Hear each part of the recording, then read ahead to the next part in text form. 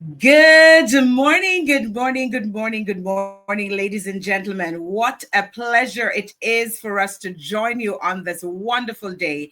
We are heading into the very busy Christmas period, but that doesn't mean we don't have any business left to do. I know that we're all very excited to be here. My name is Althea McKenzie. I'm host of Farm Talk on Power 106 FM in Kingston, Jamaica. And we welcome you wherever you join us from. We are here in sunny Jamaica, but I know that you are in other parts of the world, and I think just about every continent or almost everyone represented here this morning. And so we welcome you to this fantastic event. I know it's going to be amazing. I know the networking is going to be absolutely amazing, and I look forward to engaging you in conversation. Hugh Hammond Bennett says history is largely a record of human struggle to wrest the land from nature because man relies for sustenance on the products of the soil. So direct is the relationship between soil erosion, the productivity of the land, and the prosperity of the people that the history of mankind, to a considerable degree at least, may be interpreted in terms of the soil and what has happened to it as the result of human use. If you're a religious person, then you would say, from the soil you came, and from the soil you will return. But it doesn't matter where you fall. We all need to recognize the importance of the soil, which is why we're having this amazing event. I'm going to invite Danny to assist me as we are going to put up a word cloud because I want to get a sense of what it is that you've come to this forum for. Why are you here? What have you come to learn? Who do you want to engage with? What will you take away with you? And will you take that back to wherever it is that you come from and share that information? So we're using slido.com. And the question is, what are you expecting to get from today's event? Now, what you're going to do is you're going to type your response in the chat, and that will pop up on the screen. For those of you who want to access this, please go to slido.com, and that code that is on the screen right now, 3387402, is what you are going to put in. 3387402. Or if you're using a device that allows you to just log on using the QR code, you can go ahead and do that. So the question is, what are you expecting to get from today's event? I want to see some responses coming in because, of course, that is how we're going to gauge what you expect. And then, of course, the speakers are going to be paying attention. We are going to get information from all of the speakers today that I know will help you in whatever business operation you have that involves the use of the soil in one way or another. One of the things that I am learning, certainly from where I sit, is that more and more people are getting involved in the agricultural sector. And so they're having to engage with the soil more every single day. And if you stop and think about it, you are engaging with the soil every day. When you step out of your vehicle and you walk on that pavement, you better believe that there's some soil beneath that. It may be several layers down, but it's there. And because people want to connect with the soil, that is one of the reasons you have people who go barefooted, because there's an energy that comes from the soil that is unparalleled, unmatched. And so we want to hear from you. Nicola Shirley Phillips, your team lead. What are you expecting to get from today's event? All right. So there we have the benefits of using cover crops, specific challenges, health, agricultural learning. Yes, so quite a number of answers coming in. We have Janice Dehaney, who is the president of JOME. Can I hear from you, Janice, and some of the others that are coming in from outside, from overseas? What are your thoughts? It's about the networking. It is about what we will learn from each other, and it is about what we will take back with us wherever it is that we go.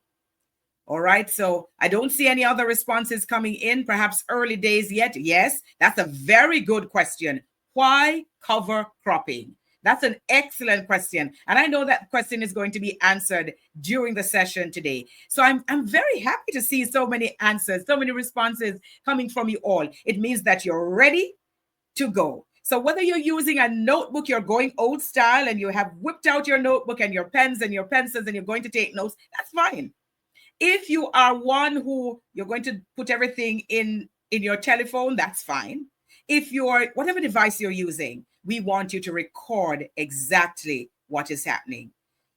Before we get into the meat of the matter, though, we have to acknowledge this beautiful island home of ours, Jamaica. Ladies and gentlemen, please stand for the national anthem of Jamaica.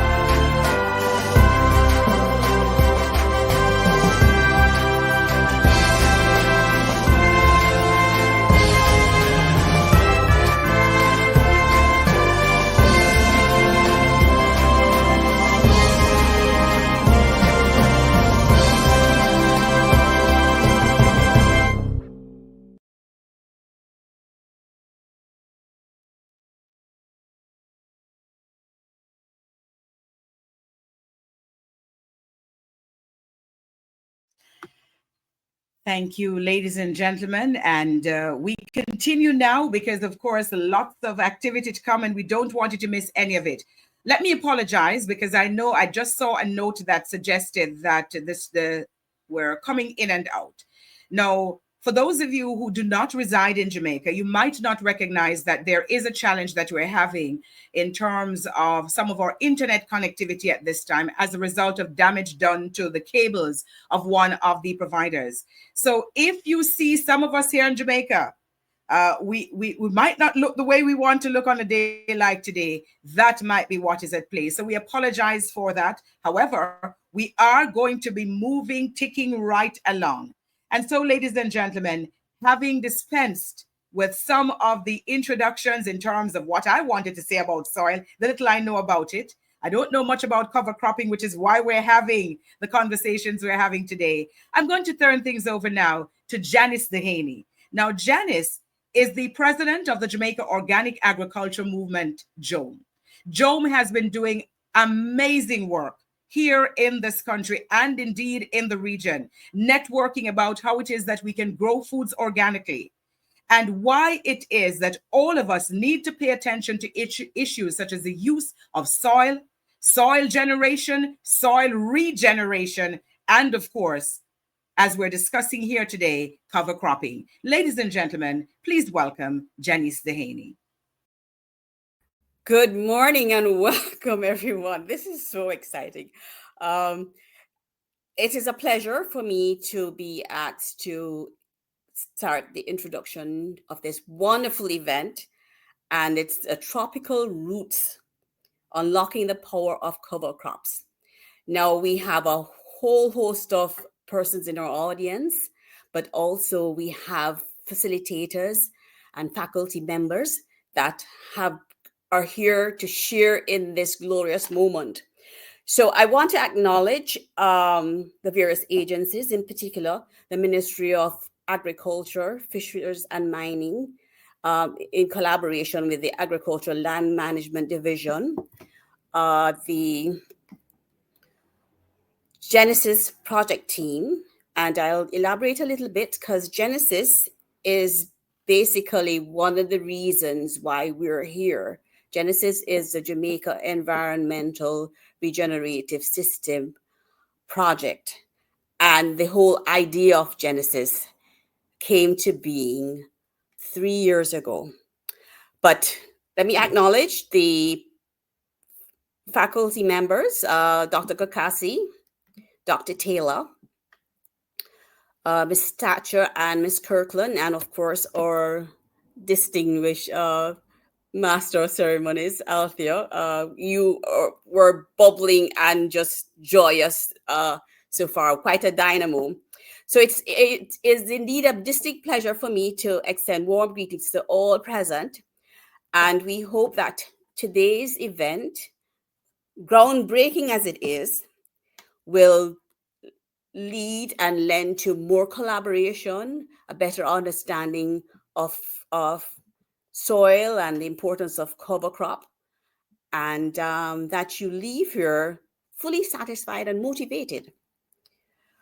We have a distinguished group of mix of academicians and hands-on persons, expert farmers here, which will be here to guide us and share their experiences with regards to cover crop.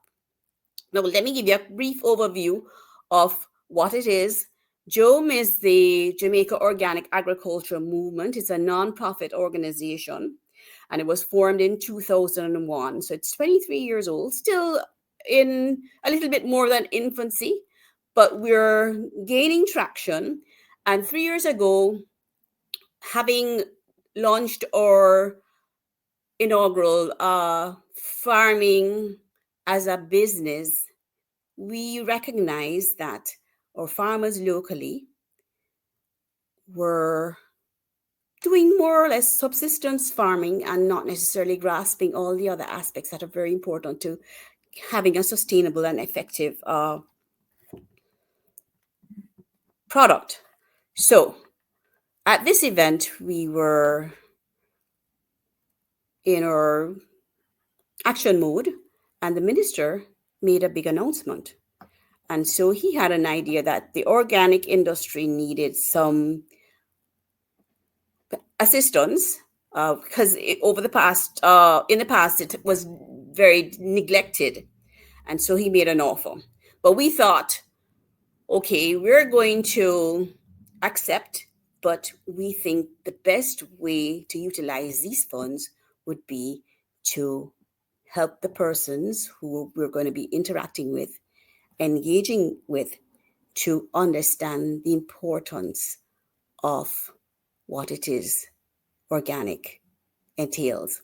And so we developed the Soil Regeneration Project, which is earmarked to cover the entire island of Jamaica. We're going to be setting up demonstration sites across the island. So far, we've done 7 parishes. We're probably at the 7-month period, and we've set up demonstration sites, and we've invited free of charge to the public to come in and understand soil fertility, and the importance of maintaining the healthy habits. So what the principles and strategies, there are 12 strategies that we are teaching, and they all are geared towards enhancing soil fertility. So JOME's mission basically is to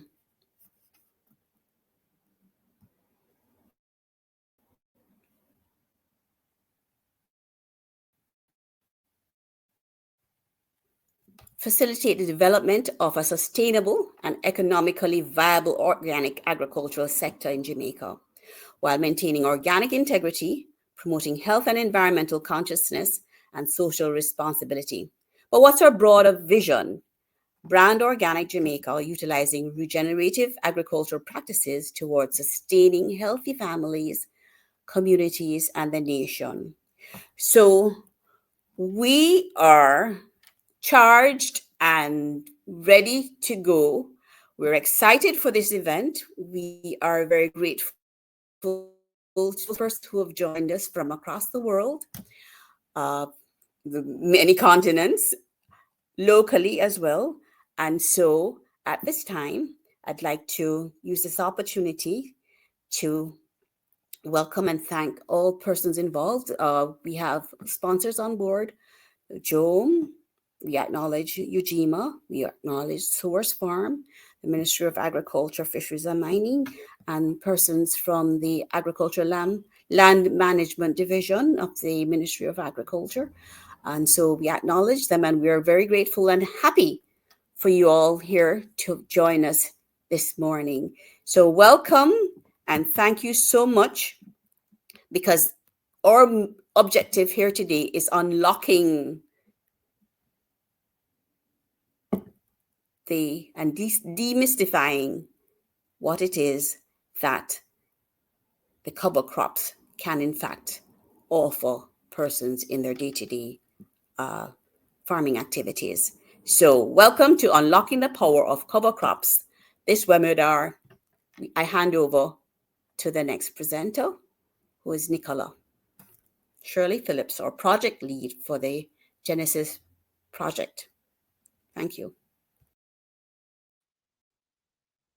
All right, so before we get to Nicola, let me just first of all acknowledge, and I'm going to try to see how best we can keep this space at where it is at right now, because we are acknowledging that we have our Spanish translators with us, because there are some of you, your first language is Spanish, and so we want to ensure that everyone is comfortable at this cover cropping conference today. And so we want to acknowledge, first of all, that we do have the translators. And so those of you who need to get that translation done in Spanish, it will be done for you. I know that when you signed up, you would have indicated that the language of preference. And so that is being taken care of by the Spanish translators. Ladies and gentlemen, the next presenter is halfway across the world. And she's halfway across the world for precisely these kind of reasons. She wants to increase her knowledge about how it is that others are operating in the space in terms of growing organically, in terms of soil and soil management, and in terms of issues such as cover cropping, which we are discussing today. She is the past president of the Jamaica Organic Agricultural Movement, JOAM. But for our purposes today, she is team lead of the JOAM Genesis project. Please make welcome Nicola Shirley Phillips. Good morning and welcome to JOAM's Genesis Cover Crop Symposium 2024. Really excited to see all of you here joining us on this important topic. Cover crops are something that we don't do a lot of in Jamaica because we haven't had the recent history. But cover crops is something that is done globally. And historically, in West Africa, cover crops is something that farmers would use to help improve the soil, fix nitrogen, break up some of the hard pan so that they have increased abundance in yields. So we want to bring this history back to Jamaica because some of our soils are being damaged by the extractive farming that we've been doing over the last 100 years. So this project itself is looking across all the best practices that we can share, whether you're an organic farmer or conventional farmer or backyard farmer. It's really important for us to learn from the past and bring these things forward and start utilizing it. So we're very excited to be able to bring a number of farmers and researchers that have been doing these practices for over 20, 30 years and learn from them how they've been doing, what are the interesting things that have happened, the best practices that they've learned as they interact with these cover crops. And we encourage us in Jamaica to learn more about it and see if we can start implementing some of these. This project is supported by the Ministry of Agriculture, Fishery and Mining.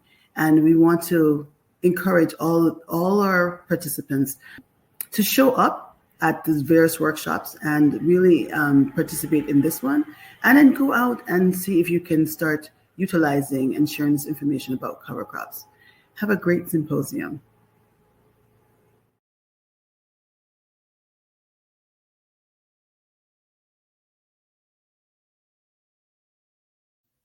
Thank you so very much, Nicola Shirley Phillips.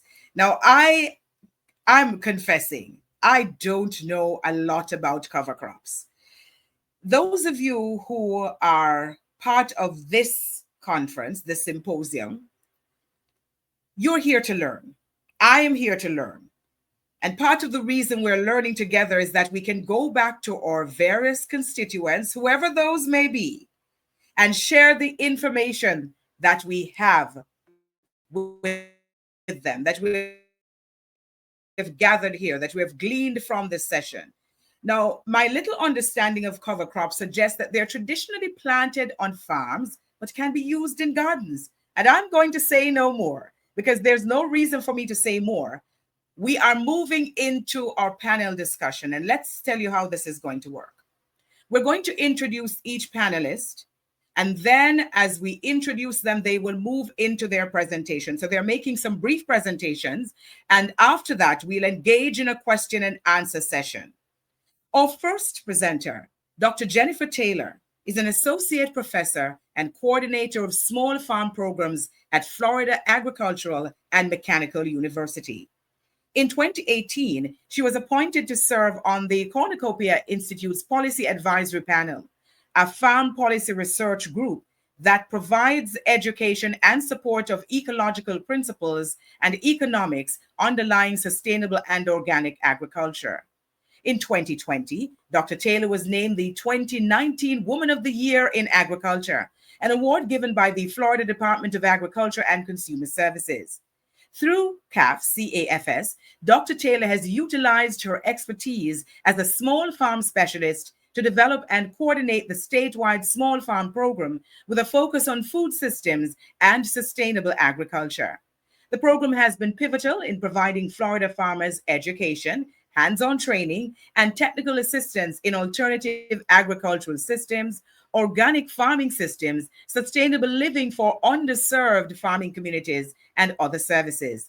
She has just completed her 3-year term as a World Board Director of the International Federation of Organic Agriculture Movements, IFOAM, and is the current president of the IFOAM North America, IFOAM NA Regional Chapter.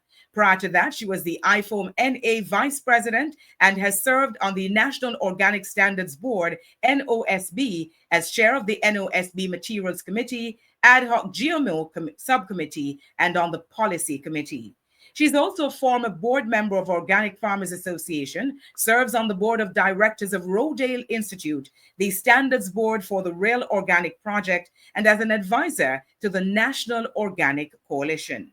Since 2010, she and her husband have revitalized and still operate her grandmother's organic farm in Glenwood, Georgia. Ladies and gentlemen, please welcome to speak with us, to share her thoughts and ideas with us, to educate us, Dr. Jennifer Taylor. Wow, thank you so much for that wonderful, that really great introduction. Good morning, everyone. It is such an honor to be here today.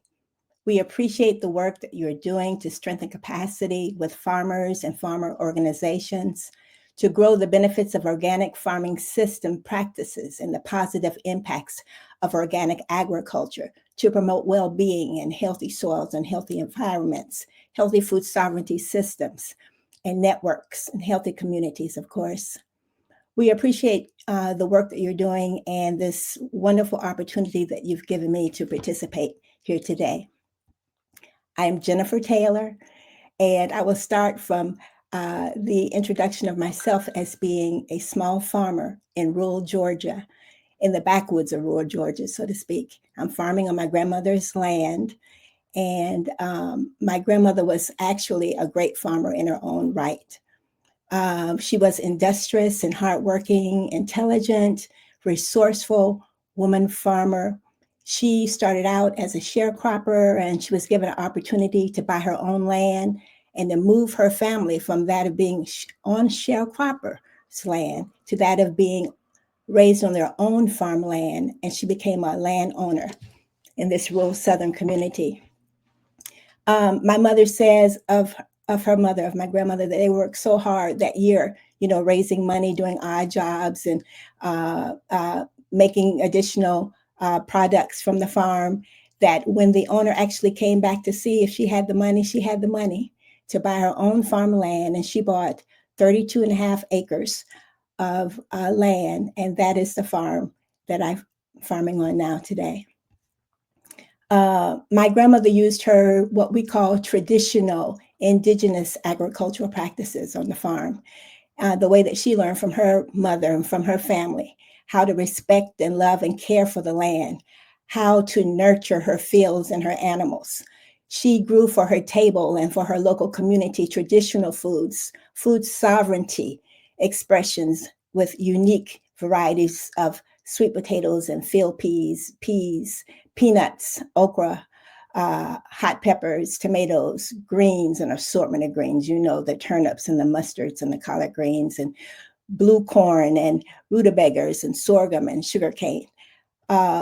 She also grew vanilla and cactus for her specialty dishes that she selected for. And she always selected for her rain-fed, of course, farming, and for the sandy loam soil that she's growing on. She grew also for the medicinal properties of those plants and those characteristics that would grow in that soil and in that environment. She had walnuts and peaches and pecans orchards, and she had turkeys that she ran through her peach orchards, and she had cows for milk. But this is my grandmother, who started off as a sharecropper. Can you believe it? So this is the environment that my mother grew up in and her family. My mother says that they never lacked for food. They had an abundance, plenty of food, always enough to give out and share, and share the raw product food as well as cooked food items for people who were in need around her. And I forgot to change slides. How do I do that? I don't see how to change a slide here. Okay, thanks. Could you go to the next slide, please? So this is a picture of the land area that my grandmother bought. This is a 32.5 acres of land that she bought. And interestingly, so that cleared area that's now cleared, because that's where we farm in. My grandmother was actually farming all this and running her small herds of cattle and all that throughout the whole area, which is just great, a great work, a great accomplishment. We cannot understand how she did it. And as I look at this map, it's interestingly enough in the shape of Africa, that land area in which we farm. So today, my husband and we farm as agroecology organic farmers, and we uplift indigenous farming practices that are shared from our grandparents. We promote farm well-being to build healthy soils, to promote healthy environments, and to grow delicious certified organic vegetables, fruits, and herbs. We are the only certified organic farm in our county and in surrounding counties, and we have been farming organically now for going on 15 years. We're certified organic, and we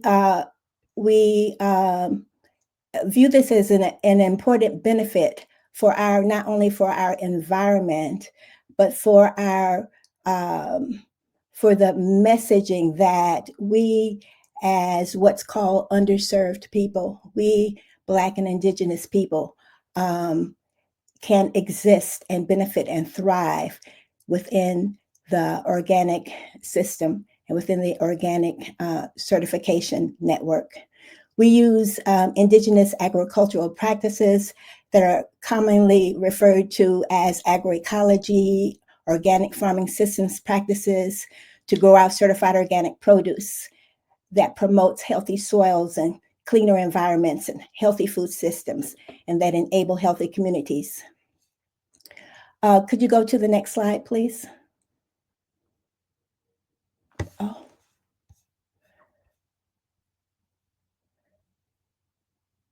Okay, and this is a picture of our farm from the ground view. A beautiful farm space, as you see, with beautiful Bermuda grass, and which I will get into later. And then we also, of course, have and keep the native varieties that are growing around us. Can you go to the next slide, please? So these are a list of the practices that we engage on our farm. We uplift indigenous knowledge and care for the land, taking note of what's growing on our farm and what grows best in our sandy loam soils. We integrate cover crops, crop rotations, composting, mulching. We especially harvest the pine straw from around us, and we use that as a mulch also. It's a certified organic pine straw because the whole farmland is certified organic. We integrate earthworm compost in raised beds and water conservation strategies and rain-fed agricultural strategies, drip irrigation as well. We support and work to enhance pollinator habitats, and we use seed-saving strategies and techniques to hold on to seed that works well in our environment and to promote food sovereignty in our areas. We select varieties that do best in our farmland environment, and we integrate cover crop mixes in our crop rotations. We do not use GMO agricultural strategies or GMO seeds or GMO agricultural strategies in any way, because they do not support agroecology and organic farming systems and the benefits and the positive benefits that promote healthy soils, environments, healthy food systems, the positive health benefits for our communities that enable well-being. The next slide, please. Several years ago, we had a project at our farm. This was in collaboration with the Southern Sustainable Agriculture Research and Education. And on this project, what we were trying to determine for ourselves and for the surrounding area, sustainable ag farmers and organic farmers, was this how to manage and control invasive weeds. And for us, as a Bermuda grass is an invasive weed and nutsedge is an invasive weed. When you're trying to grow vegetables or fruit in those spaces where the Bermuda grass exists. Otherwise, Bermuda grass is providing a wonderful benefit, of course, with erosion control and managing natural resource conservation, all kinds of great things Bermuda grass is doing on its own, unless you're interfering with it trying to grow vegetables and fruit. So our need was to find a tool in our organic tool chest to control Bermuda grass and other invasive weeds so that we could increase our yields on the farm.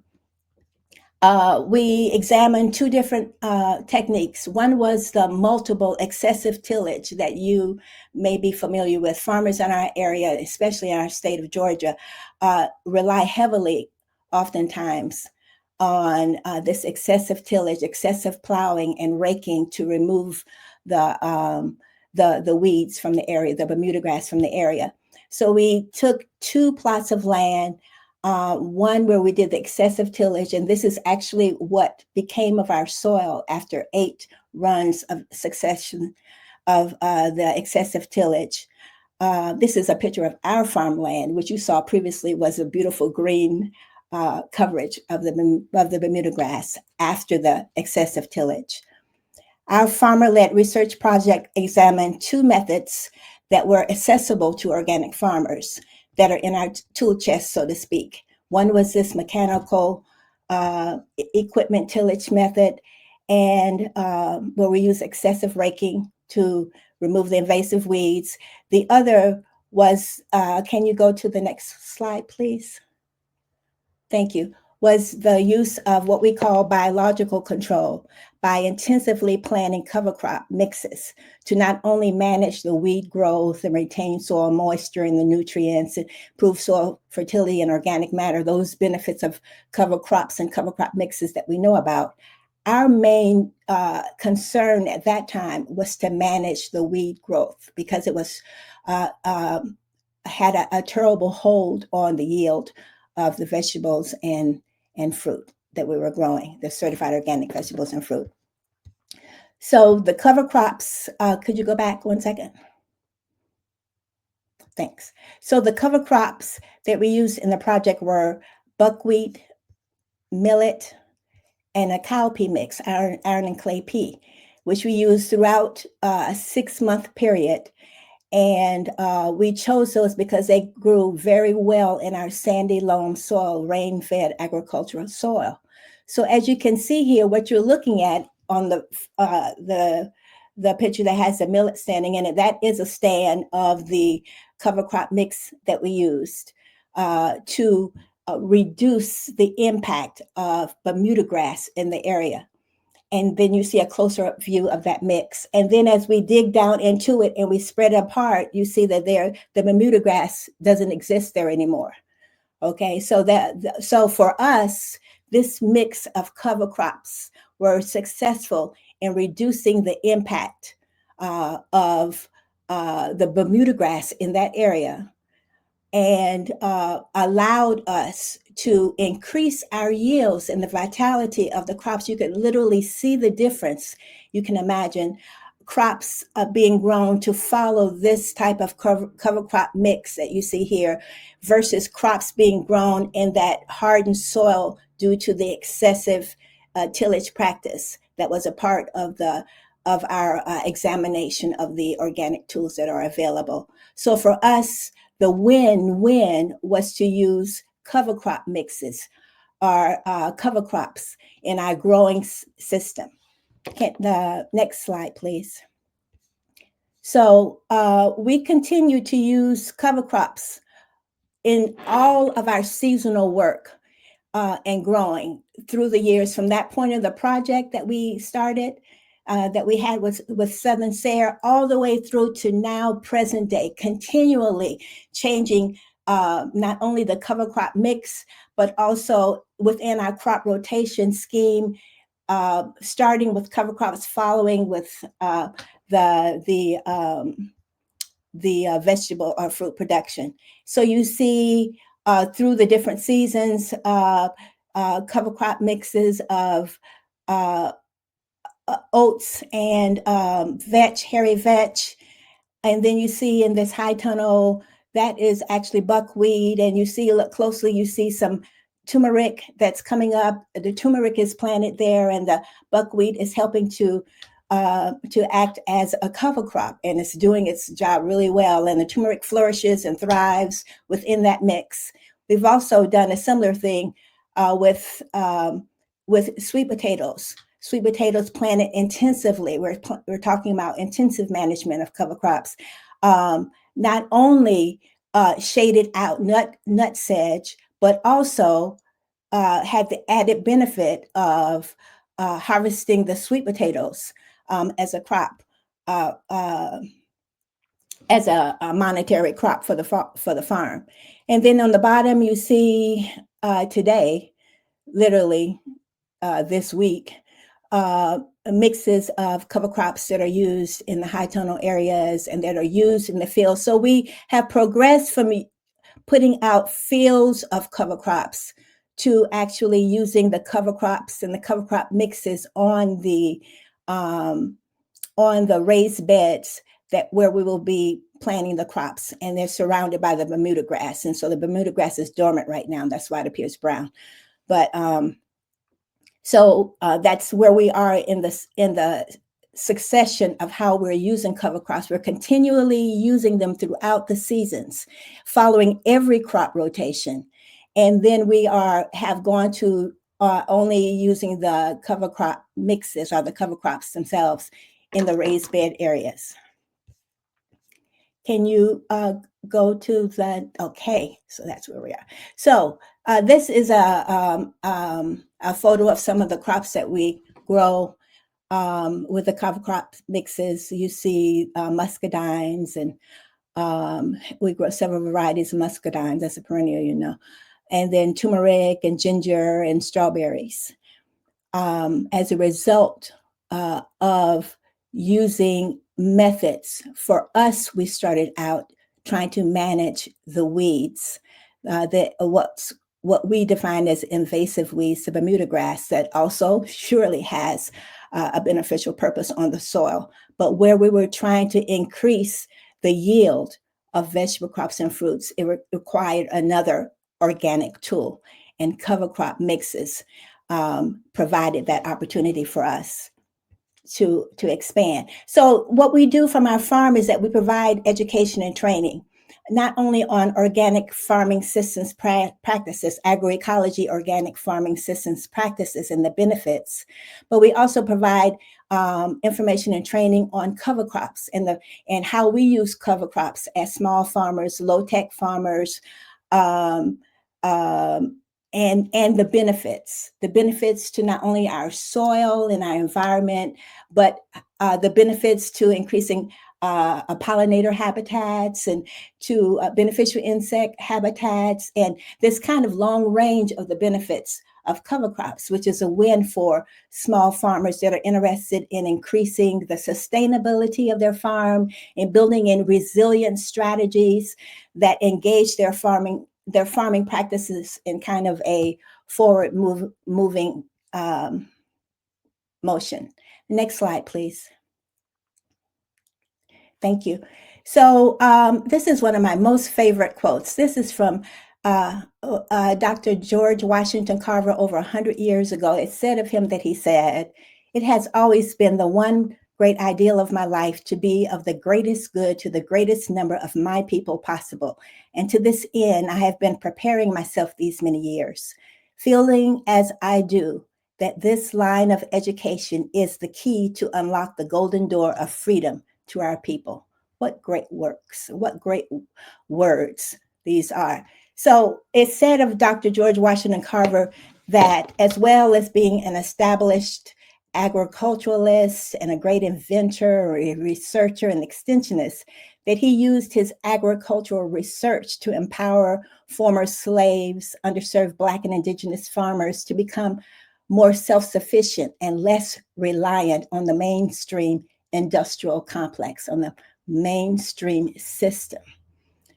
These words and actions are just as important today as we talk about cover crops and the tools to rebuild resilience and small farm self-sufficiency and sustainability and well-being in our communities. Next slide, please. Thank you.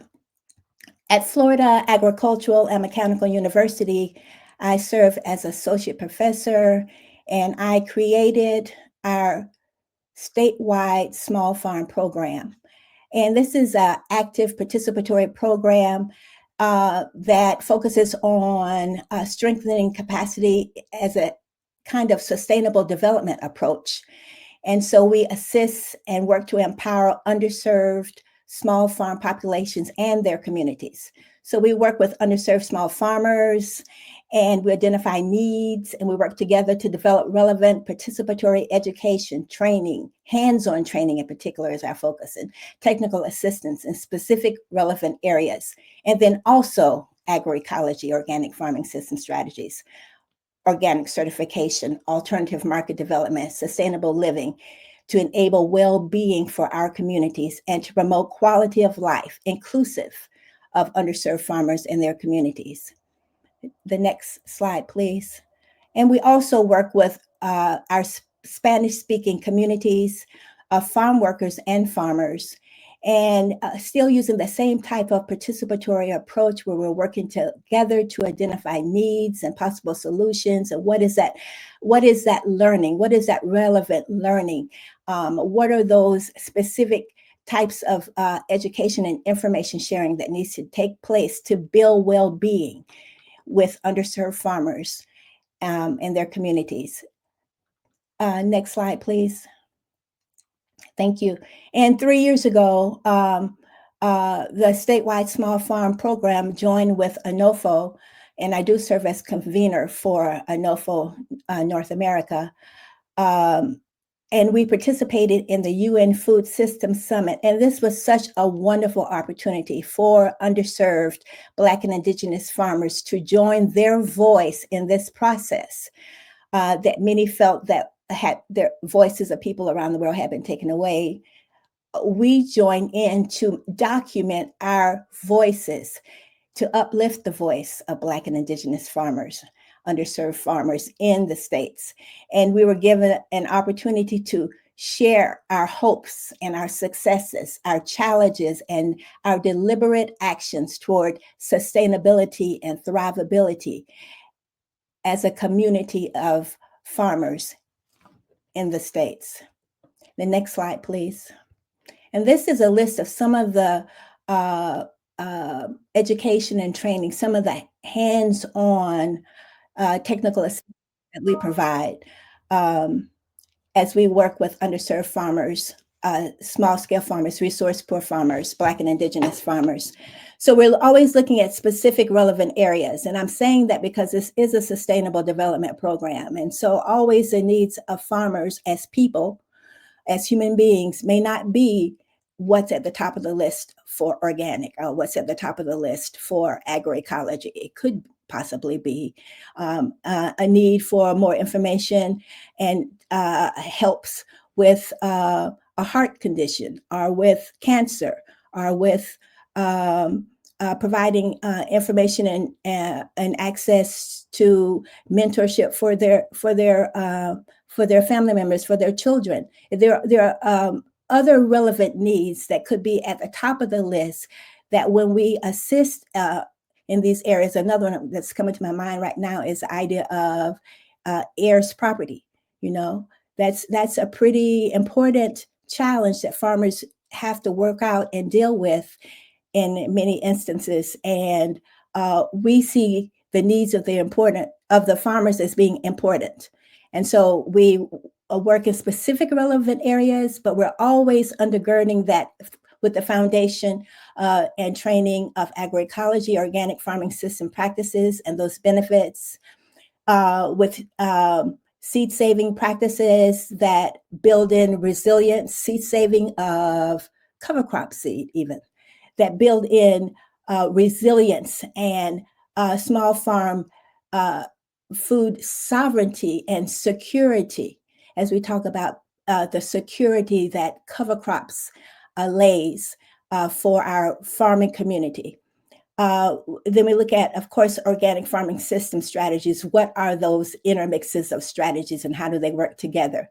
Because it is cover crop mixes and cover crops that are important, but it's also this mix of strategies that support organic farming systems, agroecology, organic farming systems, that becomes important as we build healthy soils and regeneration of soils and well-being in our communities and well-being in the soils and in our food systems.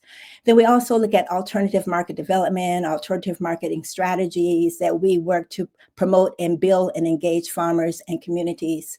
And different specialty items, like we call specialty anyway, organic beekeeping.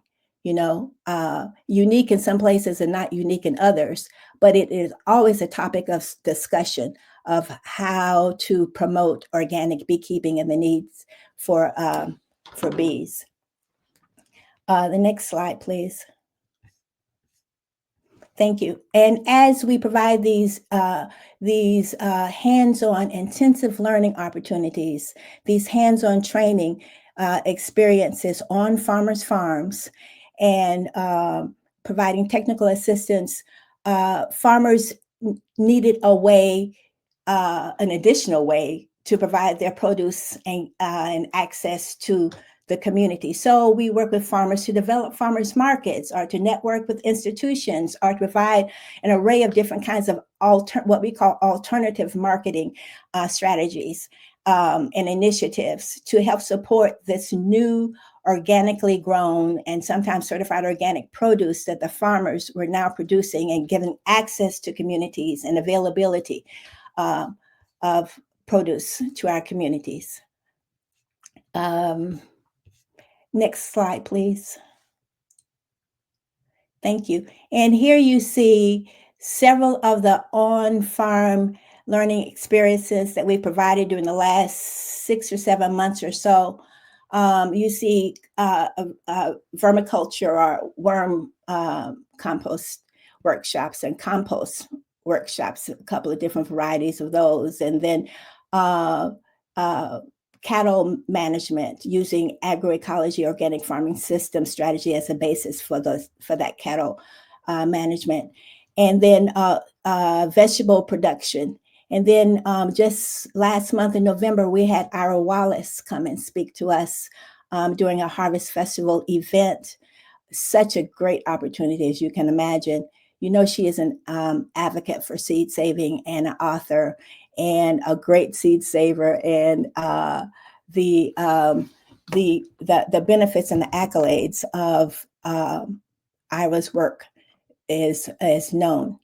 And also she leads the charge, so to speak, with the Southern Exposure Seed Exchange and providing training for the grow up of other seed saving organizations that have benefited from her expertise and her participation.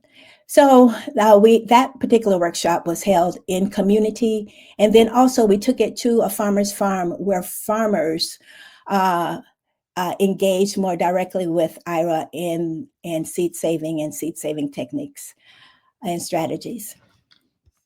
Next slide, please. So always at the basis of our different areas of learning and training and hands-on and technical assistance is agroecology, organic farming system practices. These practices that promote the use of cover crops and crop rotations and mulching, and not using GMO strategies or GMO seed, but uplifting organic seed and organic seed saving, and uplifting non-treated seed and the use of those seeds to benefit and grow out the organic farmer, and to grow out the organic marketplace, and to empower our communities and our farming communities to engage in a sustainability kind of resilience movement forward as we work together to strengthen our food systems and to engage in healthy food sovereignty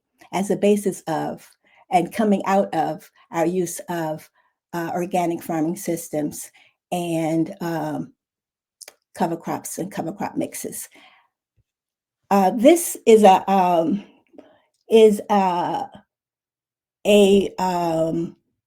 decision that was handed to us through the United Nations due to the way that we engage and work with farmers and underserved communities, indigenous farmers, women farmers, and how we work through a participatory kind of approach to engage and build and promote well-being. So this was a recognition that we received from the United Nations some years ago. And I wanted to share that with you as well. And I wanted to give appreciation to the work that you're all doing as we work together to enable well-being and the benefits of organic in all communities. Thank you so much for the opportunity to talk with you today. Thank you so very much, Dr. Taylor. You've brought with you your Georgia charm and a whole lot of information. I was fascinated by how many crops you're actually growing on that farm. And also, I think along the way, we're learning so much about cover cropping just by what you have shared with us today. And I believe that there are many of us on the platform who are going to leave and go back and start to put into practice some of what you've shared, if not all of what you have shared with us. And of course, we get another opportunity to engage with you a little bit later on. All right, so ladies and gentlemen, one of the things that we have not yet done is to acknowledge our sponsors. We certainly don't do these kinds of activities without sponsorship. And so I'm going to ask Danny to just bring up that sponsorship list so we can acknowledge our sponsors for this fantastic event.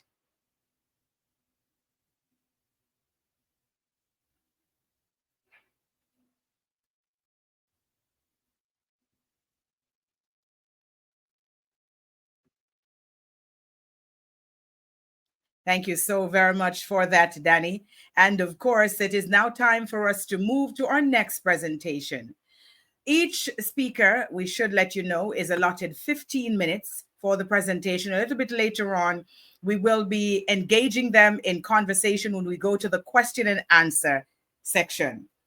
Now, our next presenter, Kokasi Pombleko, and I hope I got that right. I'm just going to call him Dr. K for short. Dr. K is a professor of soil and environmental chemistry in the College of Agriculture, Environment and Nutrition Sciences at Tuskegee University. He holds 2 Master of Science degrees in Agricultural Chemistry from the Agriculture Institute of Kuban in Krasnodar, former USSR, and from Tuskegee University in Plant and Soil Science, as well as a PhD in Soil Science from Iowa State University. He was a member of the World Bank Technical Group on Recapitalization of Soil Productivity in Sub-Saharan Africa, and a member of the West African Cotton Partnership Project, WACPP. This project was also known as the Four-Country Cotton Partnership, C4CP, designed to meet challenges related to soil fertility depletion and increasing production cost of cotton and rotational food crops, and to ensure that the food cash crop system remains a large contributor to food security in Benin, Burkina Faso, Chad, and Mali, which are confronted with challenges in soil degradation, climate change, and overuse of pesticides. Dr. K is a member of the Agronomy Society of America, the American Association for the Advancement of Science, the American Chemical Society, the American Society of Agronomy, Soil Science Society of America, and the Southern Association of Agricultural Scientists. His present research emphasis is on fate and kinetics of nitrogen, N, sulfur, S, and phosphorus in the ecosystem. The effect of trace elements on biochemical reactions in the ecosystem as well. And the goal of his research is to gain fundamental knowledge that will aid in the development of management practices that prevent accumulation of contaminants in the system. Dr. K holds the United States patent awarded to him in 2015. He received the Faculty Achievement Award and the Outstanding Faculty Performance Award for research at Tuskegee University.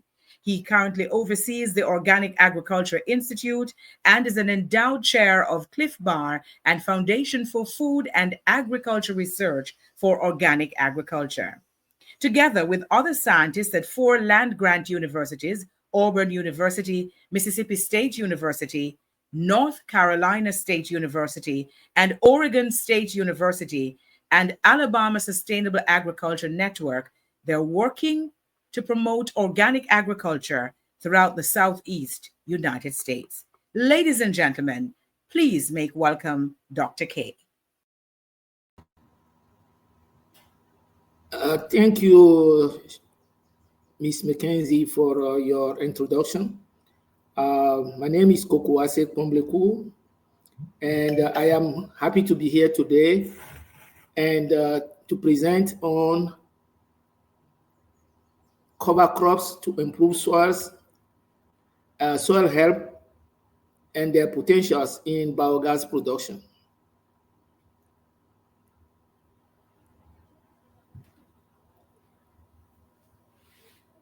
To make this presentation, during this presentation, I will first give you some general information on cover crops.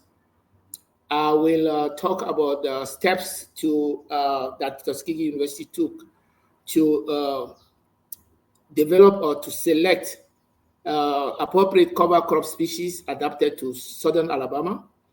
And I will talk about our research in my lab to uncover the activity of enzymes following cover cropping. And then I will share some information about the potential of cover crops to produce biogas.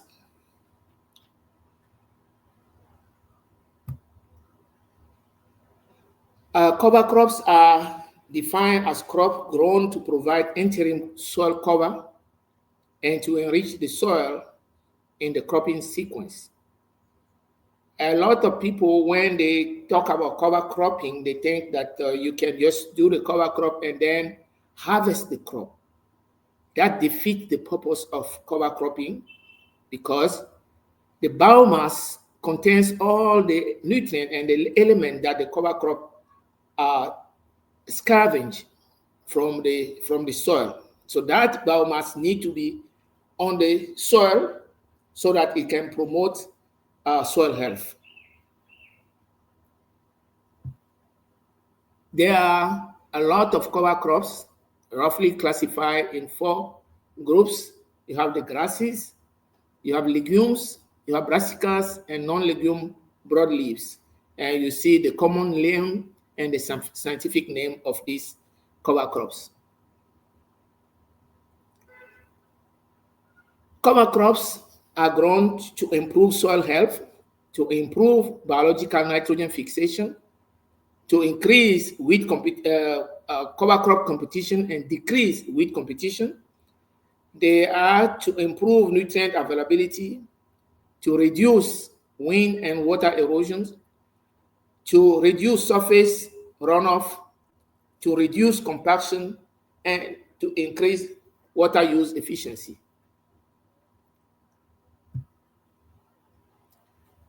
Cover crops are used also to purify water system.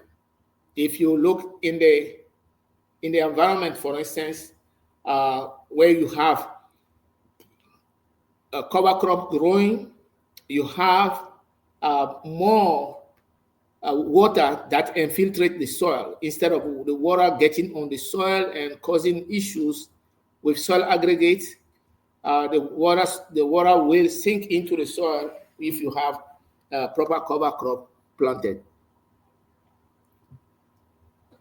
Here you see on the left picture, one of my laboratory technicians. He is about 6 feet tall, and that's how much you can grow your cover crop. You see that you have a lot of biomass that can be more and incorporated into the soil, and that brings you a lot of organic matter. On the right picture, you see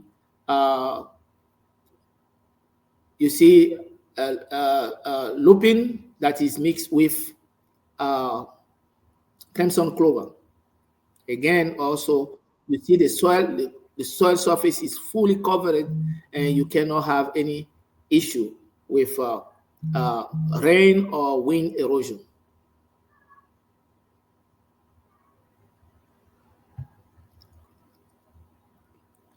Some cover crops develop deep roots that can go and make big holes of aeration into your soil that will improve percolation of water and then bring oxygen to the soil. On the top picture, you see when you have a lot of organic matter, the surface of your soil will be dark. And cover crop also can improve the aggregate stability that you see on the left of the picture at the bottom. You see the water is clear because you had cover crop, and the aggregate are stable. And on the right, you see the water that is not clear. That means the aggregates there, they are distables. Well, again, you see the picture here, the 2 pictures on the left. That's the surface of the soil, and next to that soil, when we have cover crop growing, look on that soil, look on the picture on the top, you will not see any trace of water. The water will infiltrate completely into the soil. The raindrop effect is that when the surface of your soil is not covered, the raindrop hits the soil surface and then creates a splash. The splash will disintegrate all the particles, and the small particles that are the most productive particles that you need on your farm, they will be moved away by the running water. And here we have some black oats that we grow, and again you see that the surface of the soil cannot be seen because it's fully covered, and rain or wind cannot have any effect on those. Here we have some legumes. On top you have lupin, and then at the bottom you have crimson clover that can provide to your follow-up crop about 80% to 100% of the nitrogen that the crop needs. Well, how do you determine which cover crop you need to grow? If you have a small farm, you can select or collect some cover crops and plant in your field, and see which ones are going to grow best. But in our case, because we have a large area to cover and the soils are not the same, so we brought the soil from different places in Alabama and into the greenhouse, and we did some pot experiment to test the growth and then how they can withstand drought. So those are the pictures that you see here. Here, after we finished the greenhouse experiment, we went to the field, and you see we have, after the cover crop, we planted either corn or cowpeas. Yeah, this is one of my PhD students taking data on the cowpea that we planted following cover crops. Here, I am here with some students harvesting the corn that followed cover crop. Well, when you grow cover crops, question is, how do you get rid of the cover crop before you plant your main crop? You see here on the top right hand side, we are mowing the cover crop, and on the left side, those are the field that we already mowed, and you need to leave the cover crop there to dry before you plant in. Otherwise, you may damage your seed that are going to be planted there, because some cover crops have allelopathic properties that can inhibit germination. Here I was expecting a field of ryegrass, a field of ryegrass that I was expecting.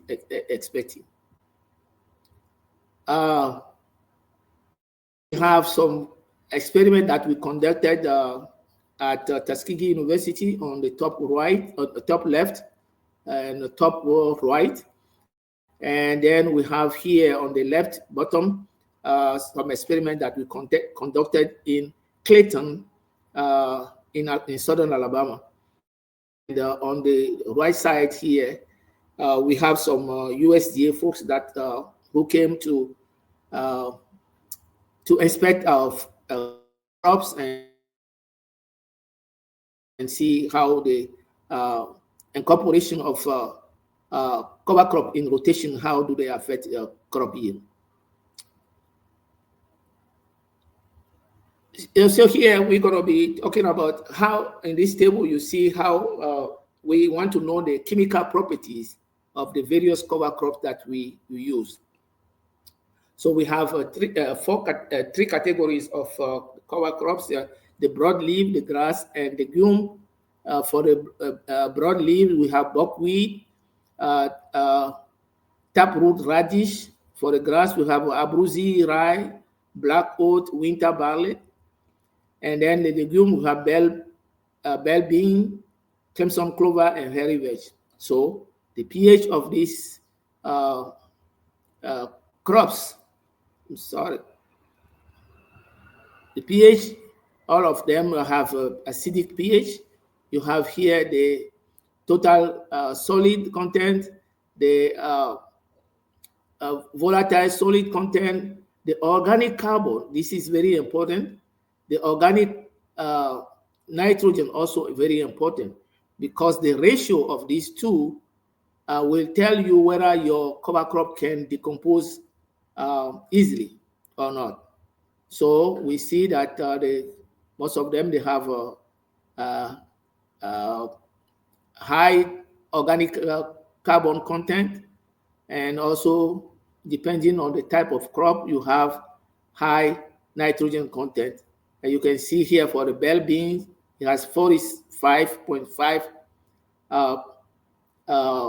gram per kilogram of nitrogen, and then also the hairy veg. And hairy veg is the one that will decompose the best or the fastest in this rotation. But in the cover crop production, and when you want to incorporate cover crop into the soil, you are not necessarily looking for the one that is going to decompose only that will decompose fast. You have to look at other properties of the cover crop as well.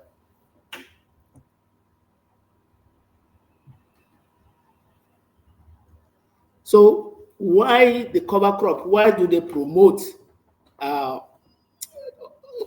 better yield, higher yield? The answer is in the fact that those cover crops have some natural possibility of releasing through their roots enzymes, cellular and extracellular enzymes that will promote decomposition. Those are the reason that we need those cover crops in the field.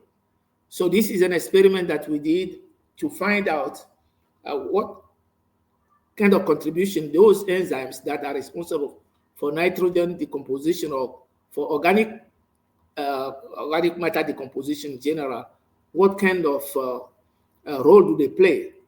And we found out that we compare two systems here. The conventional system on the left side and the no-till system on the right side. And then you have here on the y-axis the enzyme activity that is measured here. And then we have cell depth on the x-axis. And if you pay attention, you're going to see that one of the first enzyme that I'm talking about here is called aryl amidase. And you see that its production here is very high in at the surface between 0 and 5 centimeters. But then when you go to 5 to 10 centimeters, all of them are the same, whether you are talking about the Clemson clover, black oat, or a mix of the two crops. But they are all better. They are still better than the weed control that we have in the field. The effect is more pronounced when you go to no-till. The reason being that in the conventional till, you mix the soil horizons. Okay, so you don't see a net effect of the cover crop. And on the in the no-till, you don't mix the soil horizons, so you can see the effect of the enzymes much better.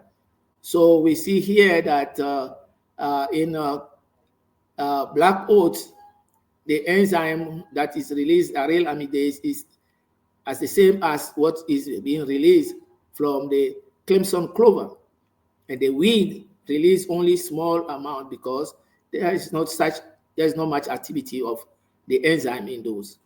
It's the same thing that you see at the other profiles.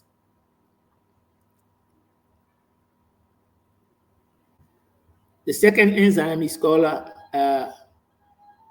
L-asparaginase, and again, in the conventional plot, you see here that almost all of them are the same. Again, this is from the mixing of the horizon that caused that. But when you come to the no-till, look at how Clemson clover, how much enzyme activity we detected in that cover crop profile. And even the The black oats did not do well, and the mixer neither. So the activity of the enzyme is really much more expressed when you plant cover crop, when you plant Clemson clover. So you see the same effect here, but to a lesser degree, because again, this is the surface. That's where the roots are found mainly.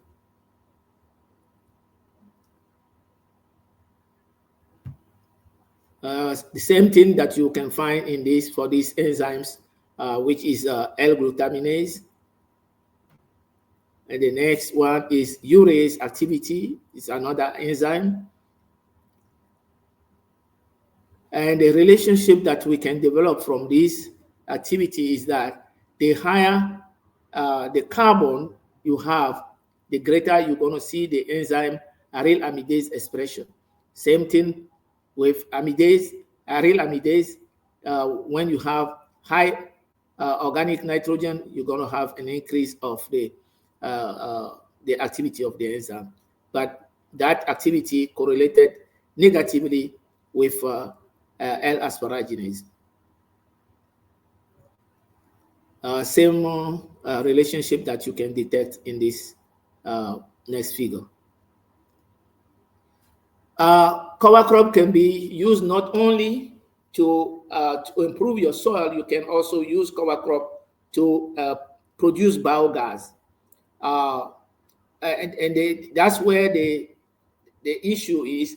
Do you grow cover crop to improve your soil, or you want to grow the cover crop for biogas production? I think that you can, both can be done, just depending on how your farm is organized.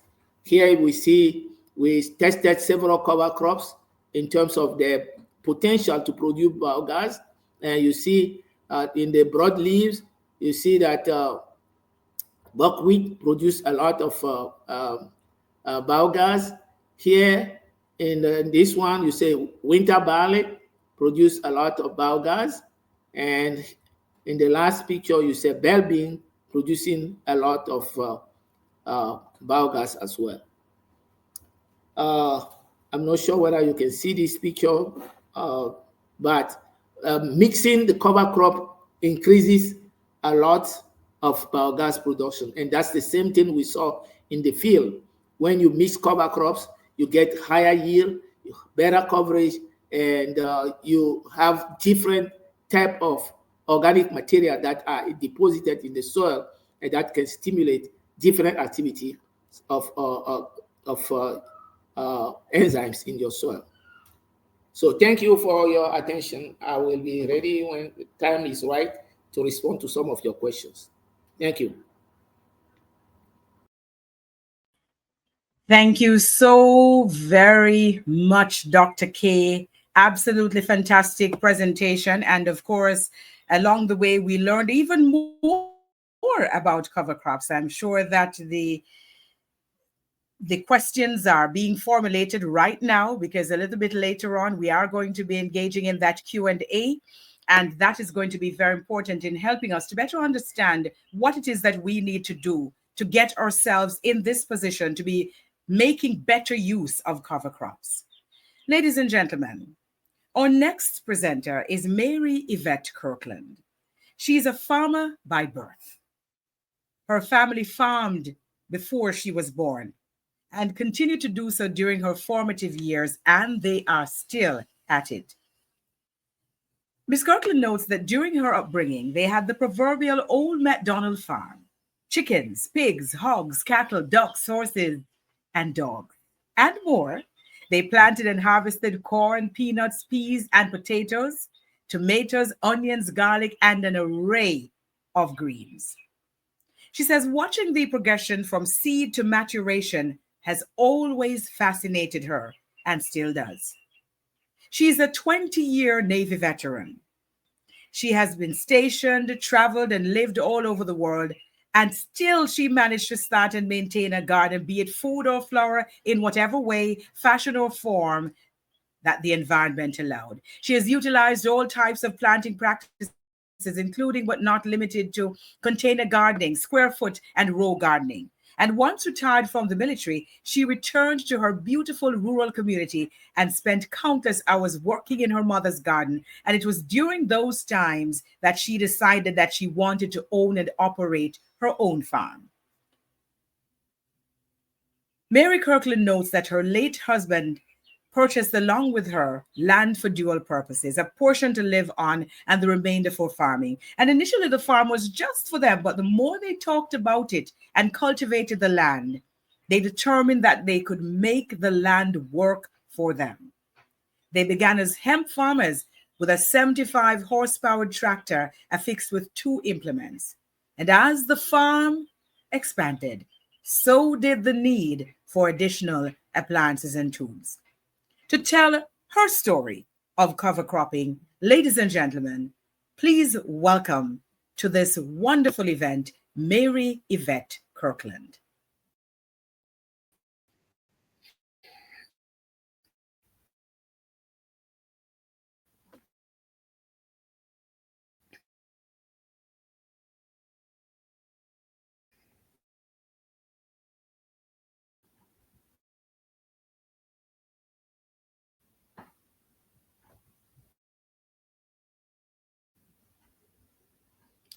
Good morning, everyone. I am so honored to be here today. I am so amazed of the information that has been presented from Dr. Taylor and Dr. K.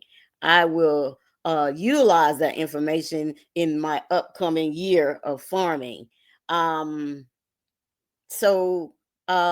stated, my parents has been farming since date of birth, and it was 7 kids, so it was 9 of us, and we rarely went to the grocery store. We actually ate off our farm. We only, I think, went to the grocery store for probably sugar and flour. Everything else was grown by my parents and us, and we did organic practices back then.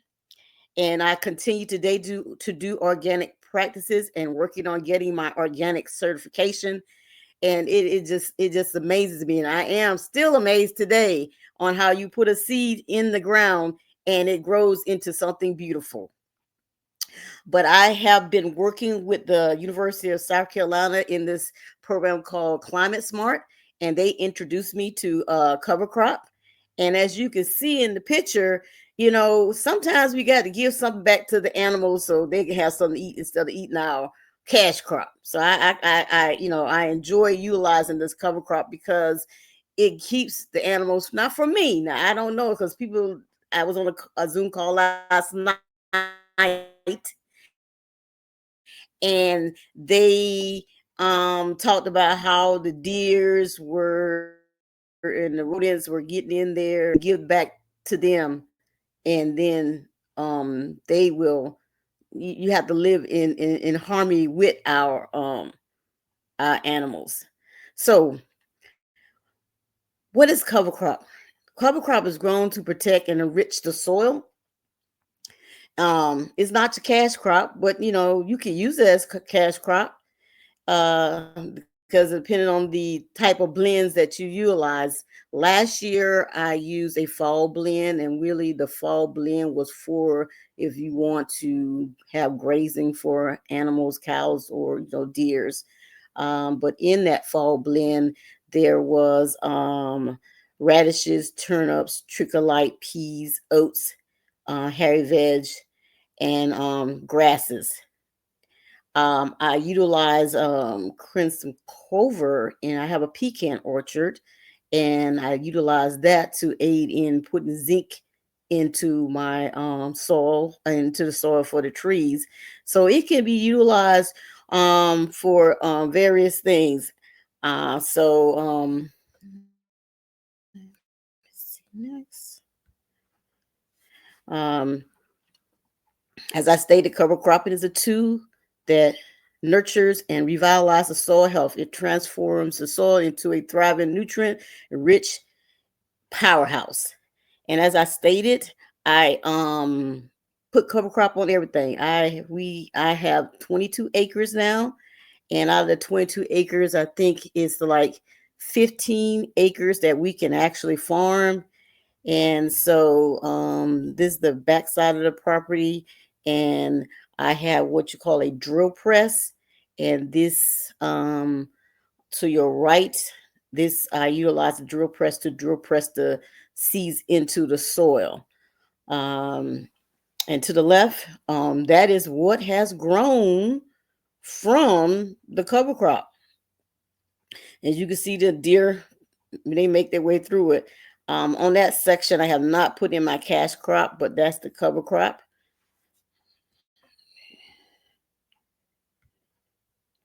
The benefits of cover crop: enhances nutrient cycle, controls erosion. A part of my property is a little lower, and it tends to hold more water or floods or have like a runoff. So I implemented a cover crop to control the erosion on that portion. Adds organic matter, encourages beneficial soil micro lives.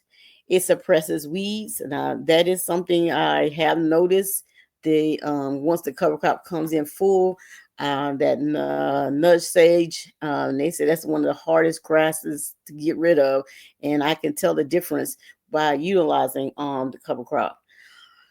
Reduces soil compaction. I really don't have that problem because I have sandy loam, but if you have clay, I think in one section of my property I may have clay. That is a great benefit. Increases moisture and soil nutrient contents of the soil, improves yield potential, attracts pollinators. Now, this is a very true thing. Depends on how far you let your cover crop grow out. But last year I let it grow way too far because I was not a full-time farmer. I was still working full-time, and it became to a point where I couldn't work and be a real farmer. I mean, I was a part-time farmer, but I feel like I'm a real farmer now because I have resigned from my position and I am full-time farming. And so last year got a little behind on terminating my crop, but because I didn't terminate my crop, I had so many beneficials on my property that everything bloomed. Everything was just going crazy with blooms and stuff. Let's go to the next one. As I said, the some of the seeds that I utilized in that fall mix was daikon radishes, and as stated before, the benefits: the reduce of the soil compaction, the high biomass production, excellent erosion control, and increased water filtrations. And I'm telling you, these things are growing the size of my arm.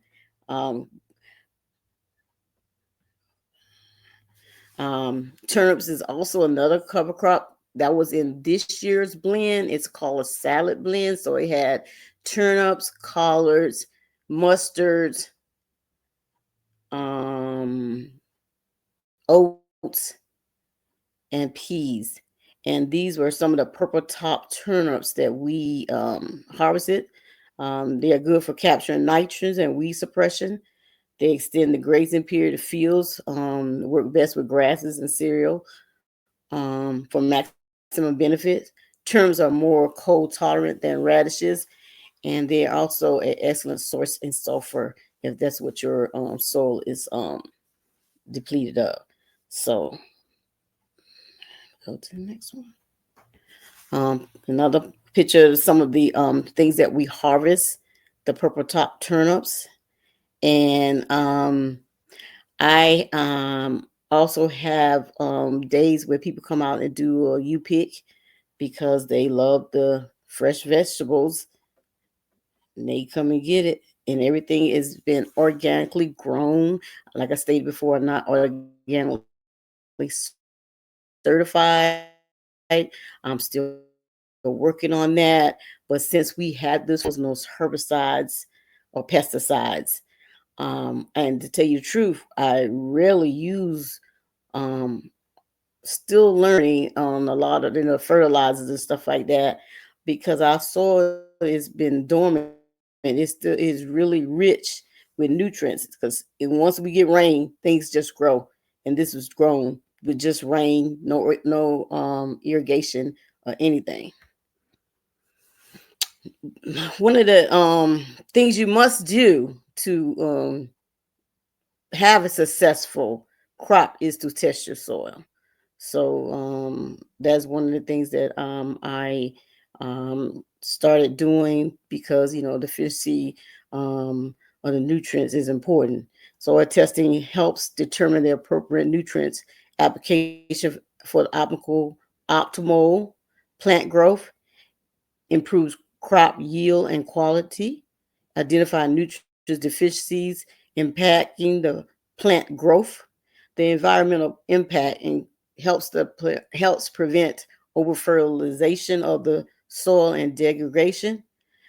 Cost savings, and if I can plant something that will reduce the cost of me having to add more fertilizer, that's a win-win. And soil health and maintenance insights into composting and fertility of the soil. I have a copy of my recent soil test, and I utilized the Clemson University lab, and this is from one of my fields. As you can see, I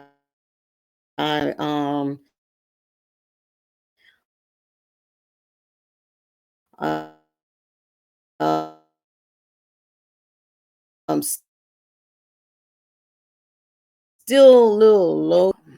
I can't read that soil test and test beginning and also middle, so you can see where your soil is.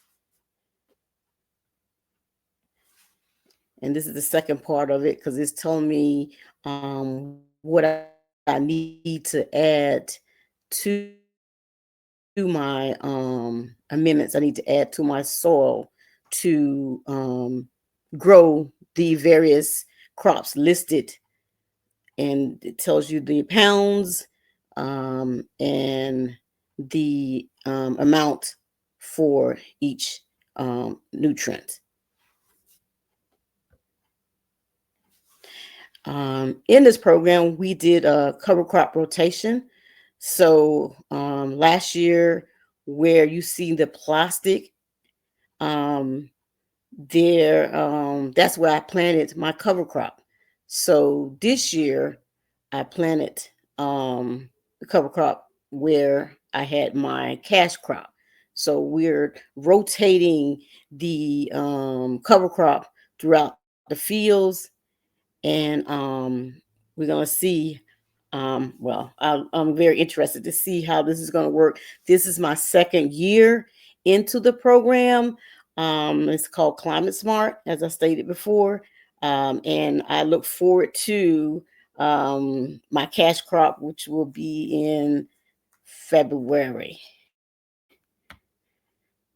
In my research, I didn't know that much about how Jamaica and you guys did your farming and stuff like that. So I was very impressed to find out, you have a equivalent to what we call the USDA, the Ministry of Agriculture, Fishery and Mining, and all the other agencies that you have that are assisting you guys with your farming.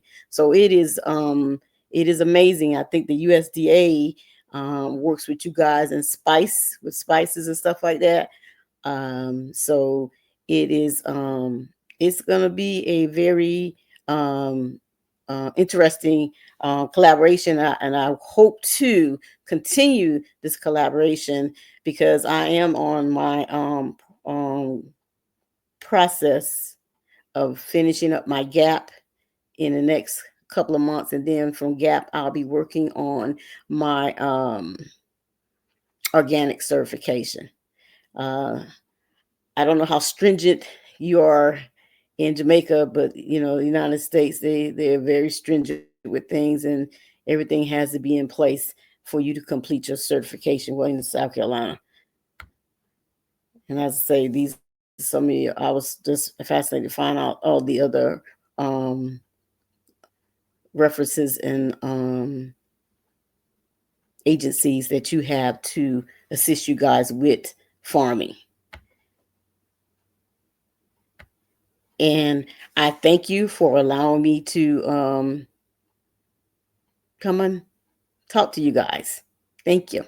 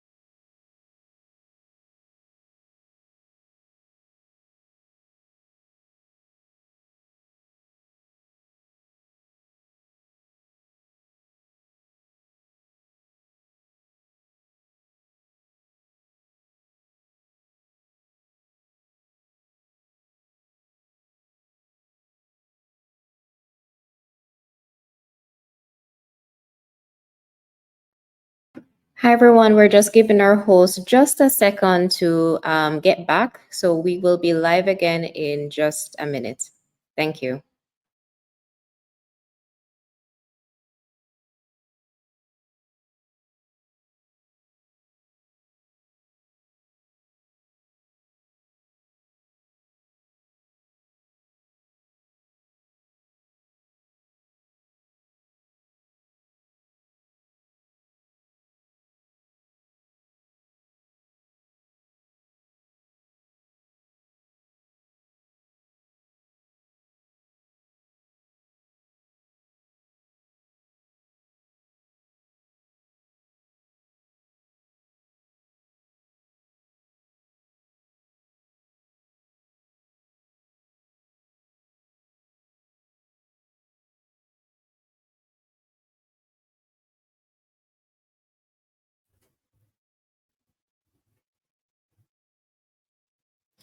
Thank you so very much for that. And we do apologize for the challenges that I am having on my end technically as a result of issues having to do with the cable provider and the challenges that they're having on their system.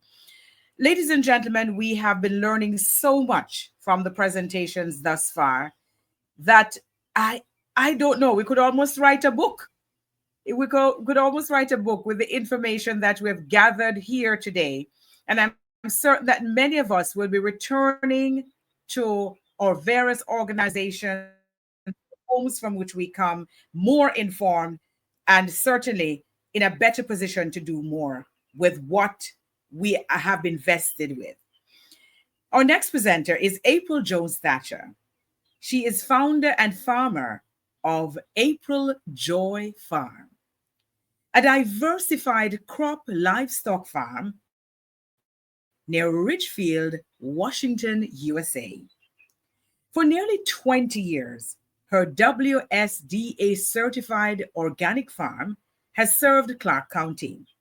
April has an undergraduate degree in civil engineering and an MBA in entrepreneurship. She is passionate about soil health, animal welfare, and nurturing community. She currently serves as a farmer advisor for the Washington State Soil Health Initiative. She co-founded and co-leads the Farm to Heart Food Justice Initiative, which has provided free, certified organic food to families facing food insecurity since 2020. In 2023, she was honored as the Trade Organ Association's National Organic Farmer of the Year. Ladies and gentlemen, please welcome April Jones Thatcher.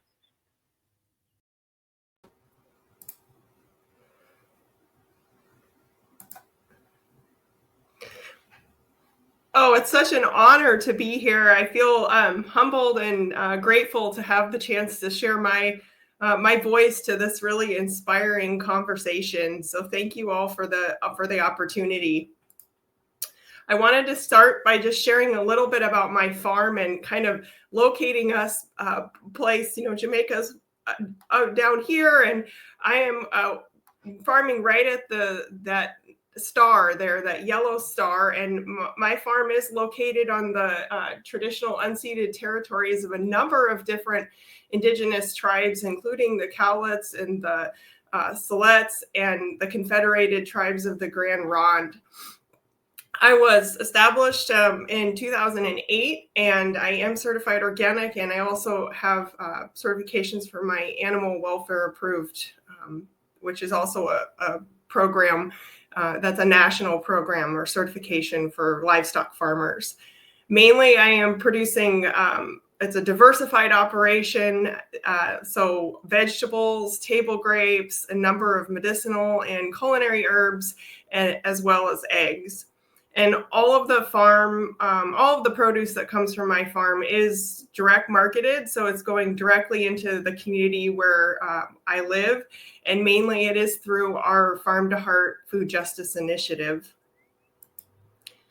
So I wanted to zoom in a little bit from that yellow star that you saw where Washington State is and look more closely at my operation.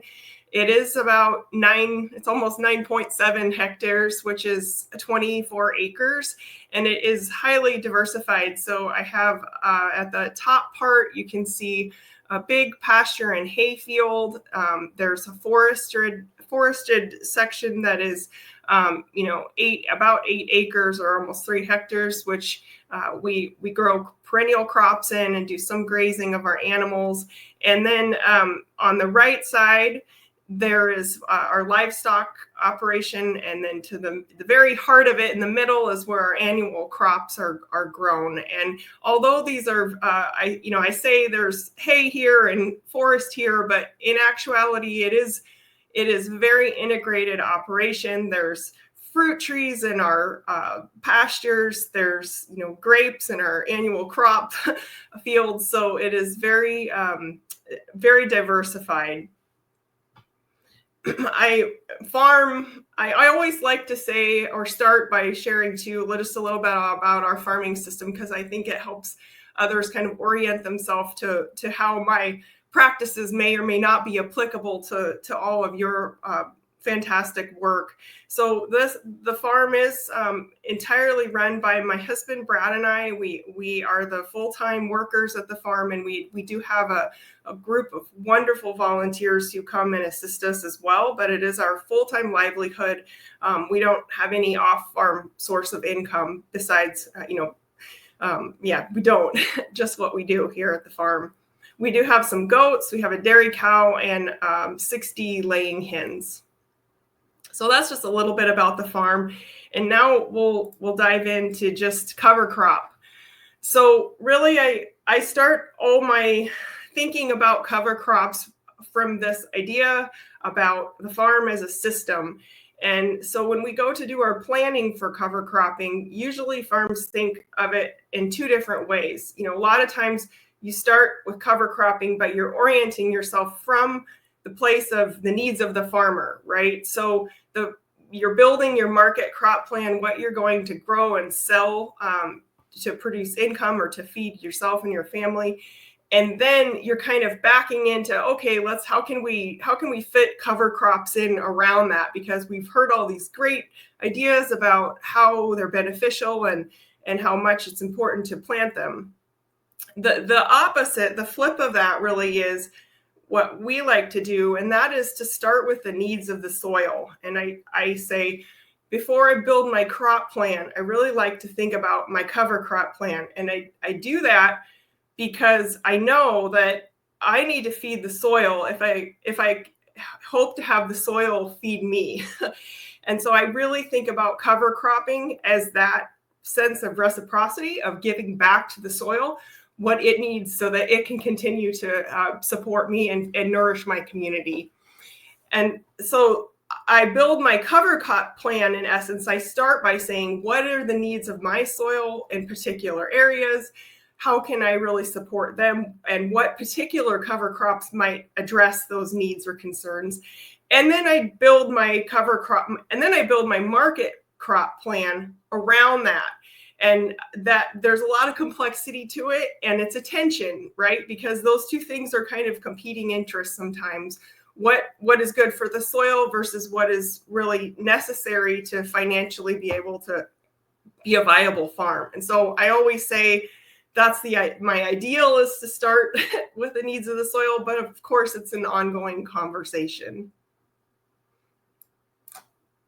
So we'll drill down in a little more. This slide is that annual crop area that you saw from the larger map, and the rectangles are showing kind of the blocks or the ways that we plant our crops and do our crop rotation. In essence, each rectangle in a given year would either be planted into a cover crop or it would be planted into a market crop. And those market crops are usually grouped together by their plant family. So, tomatoes and peppers might be together in one of those rectangle blocks, and then the next year they're going to move right 2 or 3 blocks depending on what the crop rotation looks like. So you can see how the cover crop plan, it can be integrated right into the vegetable crop plan by kind of thinking about these in rectangles. I usually I'm primarily using cover crops on my 2 hectares, which is of annual crops. So in my vegetable fields, and I'm using them usually in 3 ways. And that is really about the timing. When am I planting them, and when am I terminating them or turning them under so that I can plant my market crop? And so that's really kind of, I think about cover crops, the timing and then the technique, how are you going to do it? And then the type, which is the variety of specific cover crop you're going to use. So my three kind of windows for planting are a fall or winter sown. So I would seed in September, and then by the following May, I'll turn the cover crop under so that I can plant my vegetables. That's less probably applicable to all of you, given that you have a wonderful 20 or 12 month growing season, whereas I have 8-month growing season. But the second cover crop window I'm working with is really a spring or summer one, where I'm trying to provide some cover crop right in June when it gets hot, and I want to make sure the soil isn't bare. And so it's that summer season.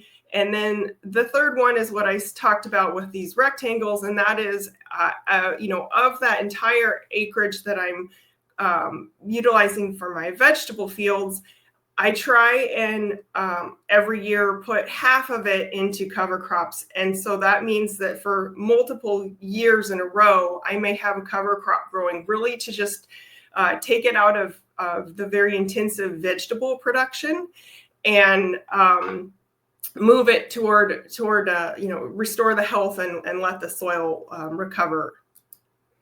So my primary cover crop goals really are to feed the soil, build organic matter, because that is what those nutrients and the microbes need to eat in the soil, is that leafy green material in the roots. Also to protect the soil structure from leaching in winter rains, and then to increase nitrogen. So a few cover crop lessons I just wanted to share from all of my past mistakes.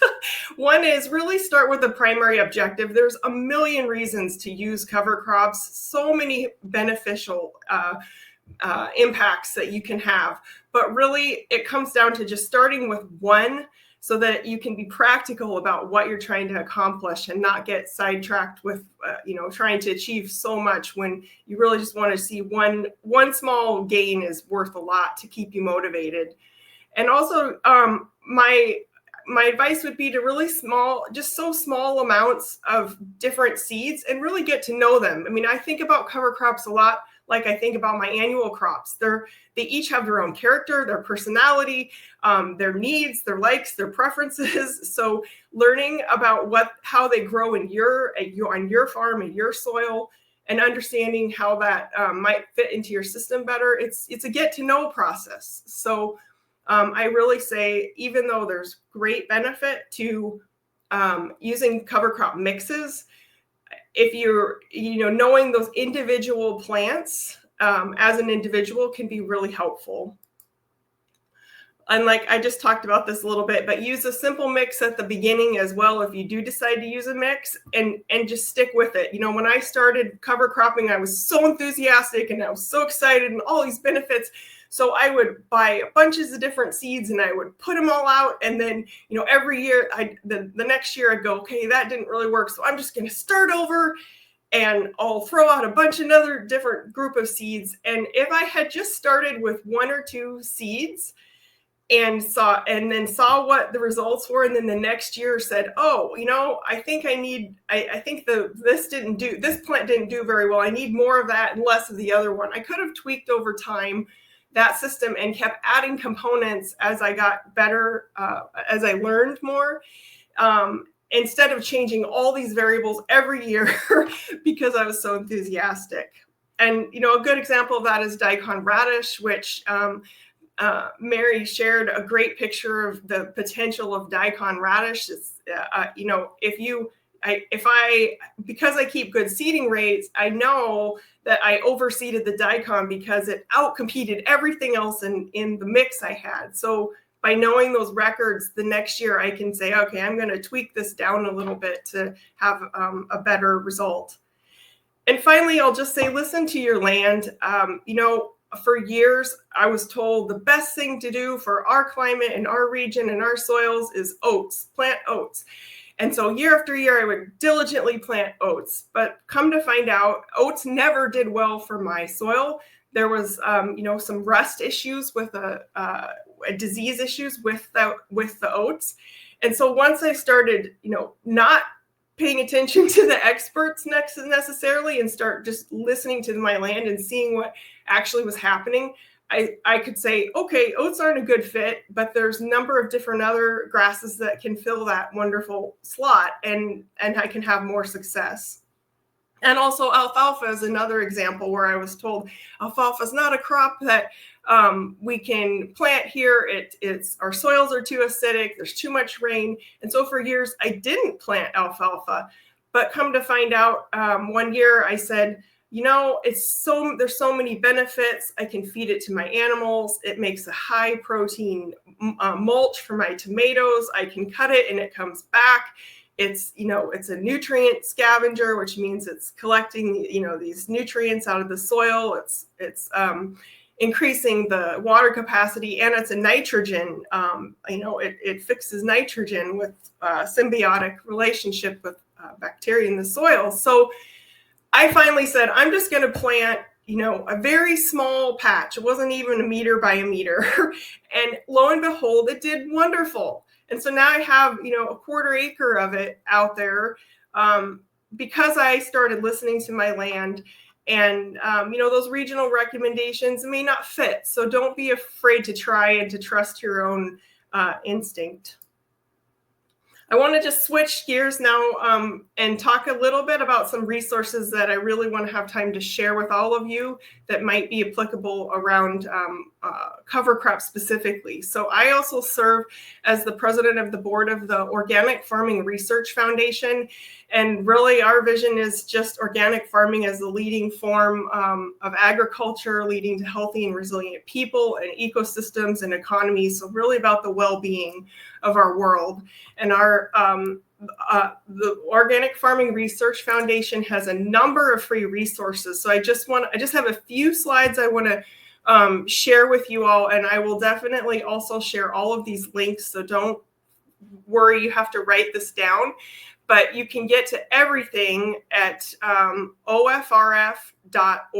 If you start there, you can find these. So the first just got released this spring, or this year, 2024, and it's a cover cropping fact sheet that really just outlines a lot of wonderful, good material around what cover crops are, why you might use them, specific cover crops for different challenges you're facing. So you can start to really kind of figure out how can all this great information we're learning here today get funneled down into something practical that I can actually take action on it on my land.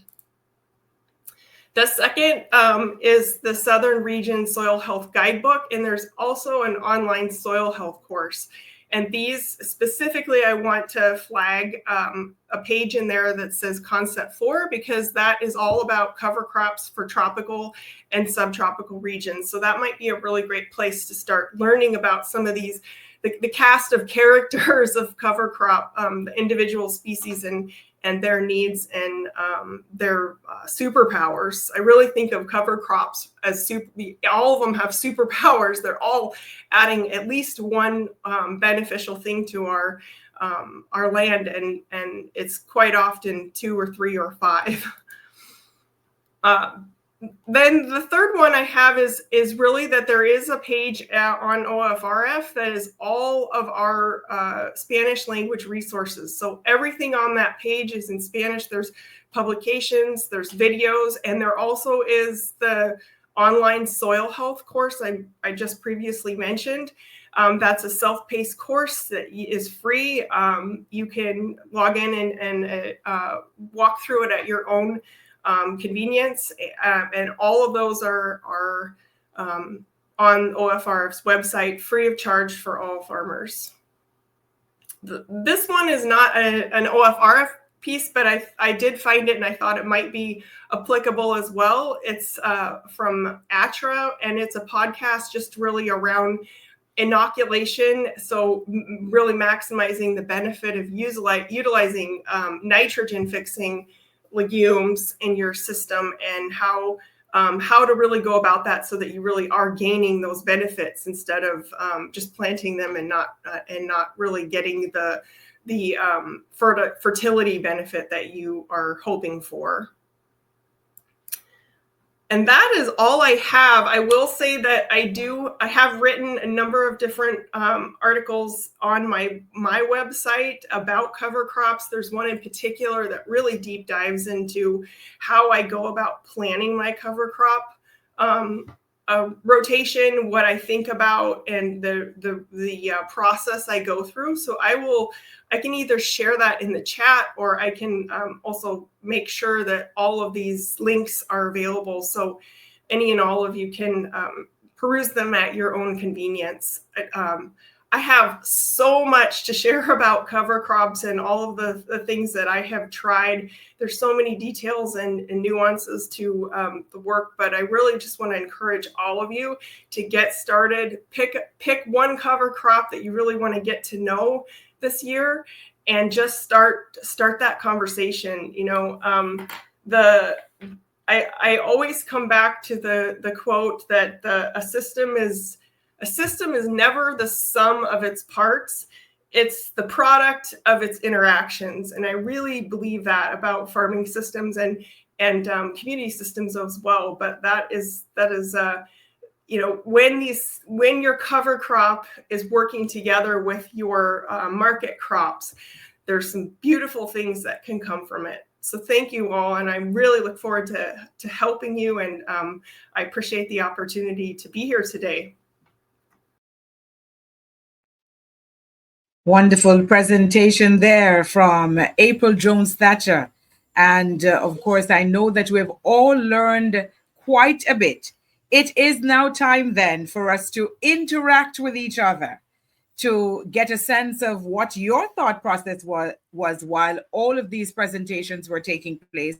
What interested you the most? And may I just kick this off? I know Danny is going to bring up the questions on screen in just a bit, but I just wanted to have one question thrown at perhaps April. I can start with you, and then the others can also respond.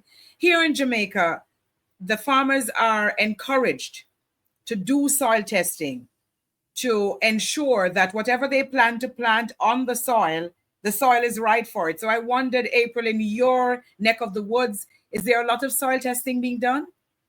And how does that impact the choices that you make in terms of the cover crops or other crops that you grow?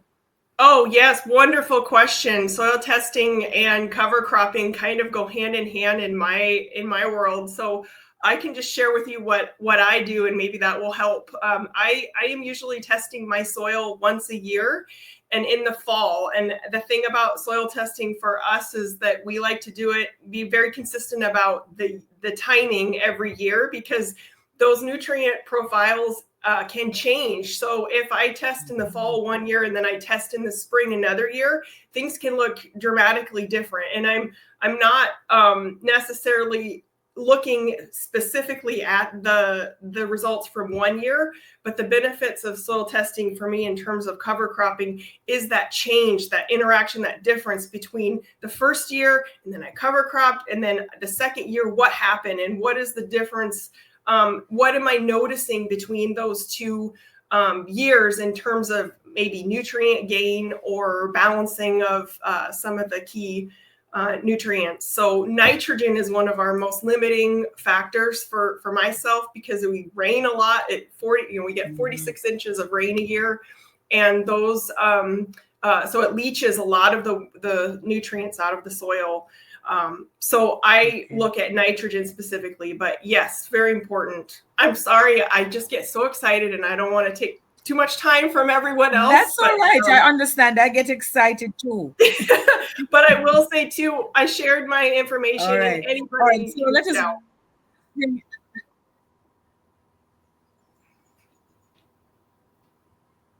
All right. Let us bring the others in. Dr. K, I know you have been engaged in a significant amount of research, and so the questions are rolling in. How do you decide what cover crops to use on a farm? Is the soil testing that we just spoke about an important factor in that? How do you decide? Well, I thank you. That's a wonderful question. As I mentioned during my presentation, it's important that you test several cover crops in your field. So if you have a farm, bring several species, plant them, and watch how they're going to grow. That's going to be your best bet, because as some other folks mentioned, you listen to your soil. Your soil will tell you what will grow in. So no soil testing is going to tell you the cover crop that you need.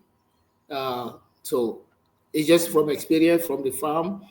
Grow them and then see how they do. So it's still going to be a lot of experimentation. That is correct. All right. So there are some. Let me bring. Go ahead. Complete your thought. Yeah. In some cases, you can watch your neighbors, or you can go to your extension agent. They will tell you from previous experiments what cover crops grow better in your region or your sub-region. You can go from there also. Or if you want to be very specific, because it can grow well, cover crop can grow well in your neighbor's farm, but in your neck of the wood, it may not grow. So your best bet is going to be experiment that yourself on your farm. Okay. All right. Dr. Taylor, care to comment? I know you can't open your camera, but certainly if you wish to comment on anything that we're saying here, please feel free. Dr. Taylor? Thank you. What we have learned is that it is very important to do the soil test, and we do it frequently every season, before and after every season. However, we are always incorporating cover crops and cover crop mixes in our total production throughout the season. So it is very valuable to have the soil test done, as well as, of course, to use cover crops. Okay. Miss Mary, how is it for you? I notice you mentioned that you're aware that you have more than one soil type on your property, and does that influence at all the kinds of cover crops that you grow? Yes. So indeed, you take a look at what crop is grown on what type of soil. Miss Mary? All right, I'm not sure what I'm not hearing Miss Mary's response. But the Agriculture Land Management Division is offering registration for soil testing in their booths. So some information there that is really important. All right, so I'm seeing the questions rolling in. What are some examples of allopathic cover crops?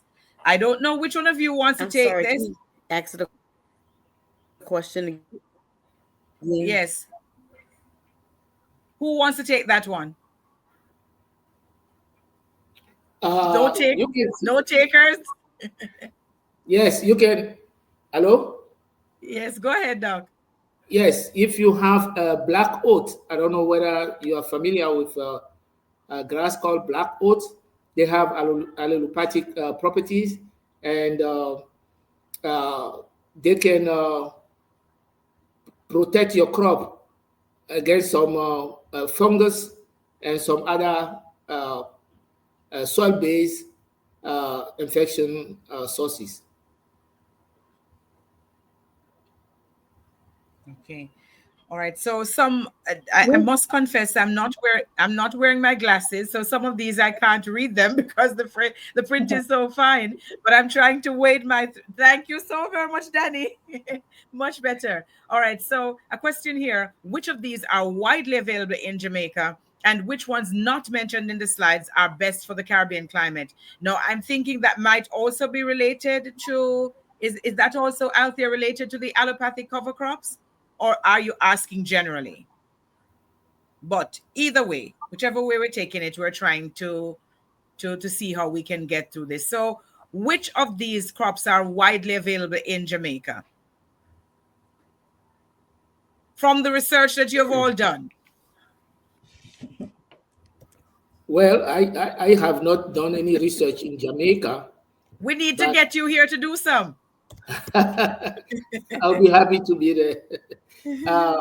But what we observe is that many of these cover crops, they can grow also in your neck of the in your area there, because you don't have winters, so you better focus on summer cover crops. That's going to be best for you. There are some other specific tropical cover crops like Centrosema that also grows very well in tropical areas. So if you have access to those, you can look through the list of cover crops that are presented, and there are a whole lot more cover crops that are very specific to the tropics. All right. So did I hear someone else wanting to comment? Dr. Taylor, is that you? No, I was just going to add that where legumes are grown in Jamaica, these can serve as cover crops, and where millet and sorghum, these kinds of crops can also serve as cover crops. That's all I wanted to add. Thank you so very much. All right, and Danny, can you just bring up those questions a little bit closer so that I can make sure I don't miss a nuance at all? All right, so Althea Mead says, curious how you planted strawberries with cover crops without smothering them, as they also grow on the ground. Is that for me? That's for me, yeah? I figure. Me too. Okay, so we grew at that time. We grew the cover crops before we planted the strawberries. And you are right to say we planted the strawberries in by October. They needed to be in the ground and they would overwinter. So the cover crops were planted before we planted the cover crops. I mean, before we planted the strawberries. And then again, and if we did not maintain them with the mother-daughter relationship in the strawberry growing, we would plant then cover crops after we harvested and moved the strawberries maybe to another plot or so. Okay.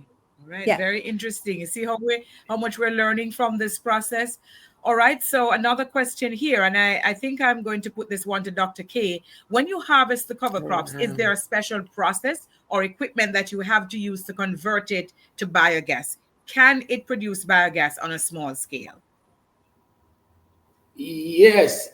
Thank you for the question. It is, first of all, how you harvest the cover crop. If you have a cover crop harvester, you can attach that to your tractor and then harvest the cover crop. You typically cut the cover crop on the level of the soil. You let it sit there for some days, and that's exactly where the allelopathic properties come into play, because the cover crop release some kind of substances in the soil, and if you don't give enough time, if you cut the cover crop today and tomorrow you plant a seed there, it's not going to work. It will kill the seed because of these properties. So you have to wait for some time before you plant into that. So once you harvest the cover crop, you have two options. Either you plow that into the soil, or you let it on the surface and you plant inside the cover crop. That is, you use no-till. So you plant there. It has some advantages that if you are in tropical area or area where there is where it is very hot, the decomposition is going to go too fast if you put it in the ground. So then you're not going to get a lot of organic matter accumulated in the soil. So if you put it on top of the soil, the decomposition is going to be slow. So you can have a different type of organic compound in your soil. Going to the biogas production aspect, we did the biogas production in the lab, but there are ways to produce the biogas. You can have a container, and you put either sewage sludge or any other liquid, but make sure that you put the microbes that are going to be responsible for breaking down your cover crops. So once they break the cover crop down, the process will release methane gas. That methane gas, you can capture the methane gas and use the methane gas either to heat your farm, your rooms, or you can use that for cooking as well. And I think there's another question, a related question that has to do with biogas production as well. What mixed cover crop schemes are proposed to use in Jamaica based on the presentation given on biogas? Again, Doc, you have indicated that you have not done the research here in Jamaica. So perhaps that is something that we can look to get the information into the hands of those who are on the platform. So clearly, we're going to have to do some kind of follow-up conversation or produce some kind of paper. But a question I think that I could put to Miss Mary, would the radish help with clay loamy soil? Yes, ma'am. The radishes, especially daikon radish, they will tap down into the soil and loosen it so that when you terminate it, it will provide a pocket in the soil. Okay. Well, there is a question here that I think is very critical, because many of the people on the platform are growing organically. How do you improve your soil organically?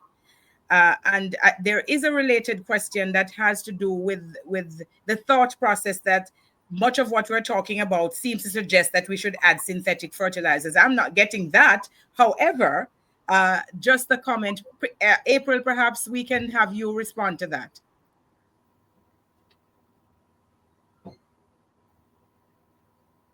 Unmute, April. You're muted. Thank you. So cover crops are definitely a essential piece of building that soil fertility. And I think the organic matter is the number one place to start in my mind. Is really, you have to have as much as you can have living plants and roots growing. That's really where we start. And for in terms of just building that soil. We also do add on our farm, add other amendments, but we try and basically use compost that we've created. So, we have our laying hens, we clean out their coop. They're on pasture, but we clean out their coop. We're composting that. We're using that to enrich our soil. But those are the places I start. And then the nitrogen fixing of the legumes is also really important to add that fertility. But I also will say that there's a lot of things that we call cover crops or that we don't call cover crops, or we don't think of as cover crops that actually are. And those are a lot of the native plants, or that I think of as cover crops. And those are the native plants that are growing in my field. There's things that are out there that are not necessarily researched, but I know that they have beneficial properties for our soil, like dandelion. That is a dynamic accumulator.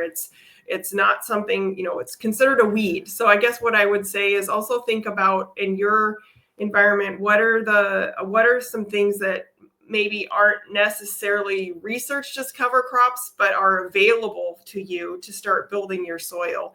So, we have chickweed. That's perennially a problem at our quote problem at our farm. Growers like to try and get rid of it, but I see it as actually part of that cover cropping plan, right? It creates a lot of biomass. I can cut it, I can mulch it. It comes back, it covers the soil when it's, when it has been disturbed. So think creatively a little bit is what I've had to do to do this with limited resources. And even with limited resources, clearly you're doing a fantastic job.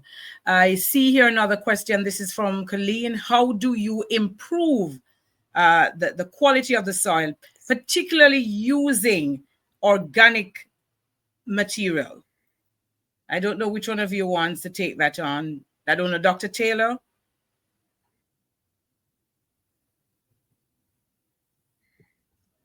Dr. Taylor, are you hearing me? Yes, I do hear you. How do you improve the quality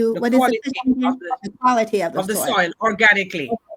So cover crops becomes important again, because especially as what we do is we harvest, so to speak, the cover crop, the tops of the cover crop, especially again in as a mulch, and incorporating it, of course, into the soil, and also the leafy materials from other plants to increase the organic matter and the function of the soil. So we look at a combination of what we have around us to improve the quality of the soil. We also use pine straw, actually, which works very good as not only a mulch, but also helps to hold in heat during the winter time, and does a bit of insect control as well. So there's a lot of plants and plant materials as you look around your farm to see what grows best, how you can use the native varieties, and how you can extend the benefits of the use of the cover crops that work well. All right, thank you. Thank you so very much for that. I see here, can cover crops be used for other purposes? Feeding animals? Is it a potential source of income for farmers? farmers as well. April, you want to take that one? Sure. Yeah. So we do graze our cows. We have rotation where we will plant out winter squash, and then once the squash is harvested, we've underseeded or overseeded, which basically means that when the squash plants are tall enough, they start flowering. That's usually when they're tall enough. We cultivate the soil so that it's there's not a lot of weed pressure, and then we will overcast. We go out and hand throw broadcast our cover crop seed underneath those squash plants and around them in the aisles. And then once we've harvested the squash, that grass has grown up, and then we will let our cow in there to graze. And so that helps extend our grazing season and provides good quality forage for Loretta.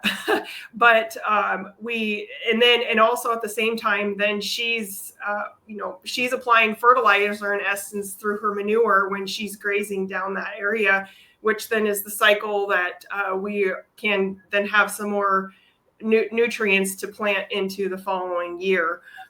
So that's one way that we use cover crops. But I will say, I think it's really important to think of cover crops as what you are. It's like putting money in the bank. It's savings to grow the quality of your soil so that your yields of your market crops are higher and more robust and of higher quality. That's really the primary goal in my mind.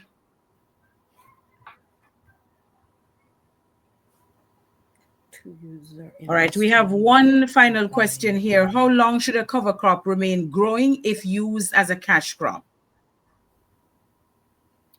I can take on that.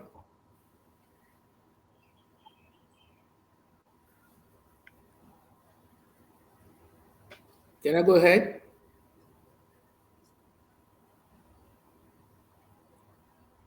Doc, go ahead and respond. I hear you wanting to respond. Go ahead. Yeah. Well, a cover crop has its own time to die. So if you don't terminate that, it will die. For instance, if it is a summer cover crop, once it is getting cold, that cover crop will die. And if it is a winter cover crop, once it started getting warm, that will die as well. So they can control themselves. But I want to mention that it is a good advice to farmers to not use only one cover crop species. The reason being that if the weather is not favorable in that year for that specific cover crop, then that cover crop is not going to grow well for you. So it's always good to have a mix, to combine legumes with grasses if you can, and generate different types of organic matter in your soil. So that's very important. Thank you. Thank you so very much, Dr. K. Go ahead, April. Could I? Okay. No, go ahead. Oh, okay. All right. So I see a question here. Are there different harvesting techniques? I think Dr. Taylor had something. Dr. Taylor, go ahead. Yeah. Go ahead, Dr. Taylor. Thank you. Because I can't see you. I'm not hearing that you're responding. I'm sorry. That's all right. I just wanted to add that farmers should consider saving the seed of their cover crops too. And that would mean, of course, a longer growing time, but you can still benefit from the plant material and adding the plant material to the soil. So there's the benefit of incorporating it early into the soil before it blooms oftentimes. And then there's an additional benefit, letting it grow out for the pollinator habitats and beneficial insect habitats, and also for seed saving, to gather that seed and save it for the next year for the sustainability of your farm. Also, what we learned at looking at different kinds of crops as being cover crops, we use sweet potatoes as a cover crop, which worked really well to serve as an inhibitor for weed production, weed growth. But we were able to harvest sweet potato greens, throughout the year. We were able to harvest the sweet potatoes at the end product, the sweet potatoes also. So it had so many win-wins for the farm as a use for a cover crop in weed management. So if we could re-examine how we use our crops, I think throughout their life cycle would be beneficial too for organic farmers. All right. I have a question here. I've used readily growing weeds for cover crops. How do I rule out locally growing weeds as preferred cover crops? I would just say that. Sure. One suggestion I would have is just to think about what you're trying to accomplish. What is it that your soil needs? Is it that you have a lot of weed pressure or a certain disease issue, or is it that your soil is compacted? And then think about what, whether it's a weed or a preferred or well-researched cover crop. What is it that's adding? So think about what's the superpower of those cover crops or those weeds, right? Versus what is it that you need on your farm? That's what I would suggest.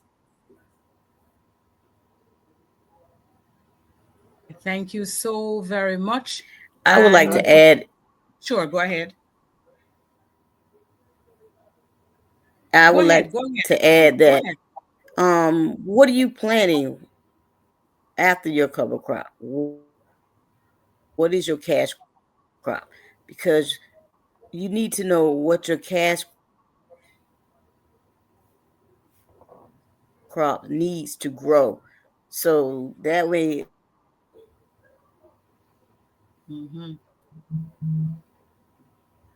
I want to add that, when it comes to weeds, you can use the weeds that are growing in your farm as a good cover crop as long as you don't harvest the seed or any crop that you use as cover crop. Don't harvest the seed because you defeat the whole purpose. Cover crops or any crop that is growing well in your farm, it covers the ground. So it protects your soil against water and wind erosion. Those crops may have very deep rooting systems. They go all the way deep in the soil to scavenge nutrients, and they bring it back into the top of your in their biomass. If they produce seed, they are in the seed. Now, if you harvest the seed, then all your nutrients are gone from your farm. So that's what is not a good practice to do. If you want to grow something as cover crop, it's suggested that you don't harvest the seed. Very interesting. Well, we certainly, I don't see any more questions. Can I add something screen? to that? Sure. You really need to terminate before your cover crop seeds, because I've seen daikon radishes, when they seed, it takes up the nutrients from that root and puts it in the seed. So if you let it go to seed, you won't have that root in the ground. Yes, and so that is very important. I have to ensure that there's no overseeding, and that when you're harvesting, it is done in such a way that you're not compromising what your main crop. So all of that is really very important.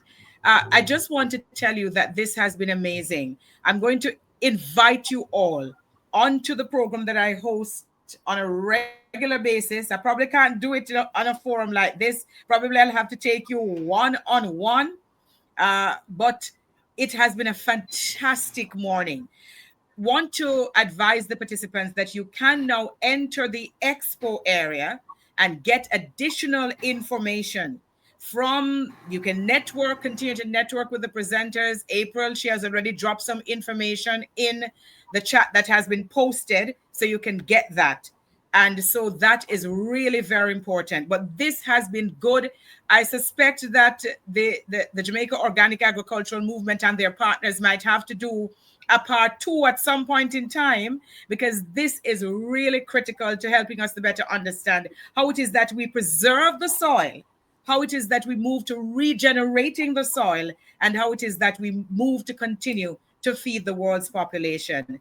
I thank you so very much, Dr. K. We thank Mary Kirkland, Dr. Taylor, April Jones Thatcher, and of course, to the entire team.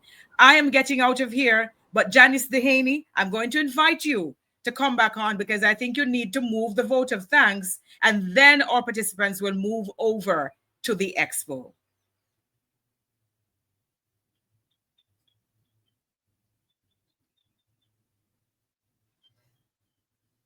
Janice?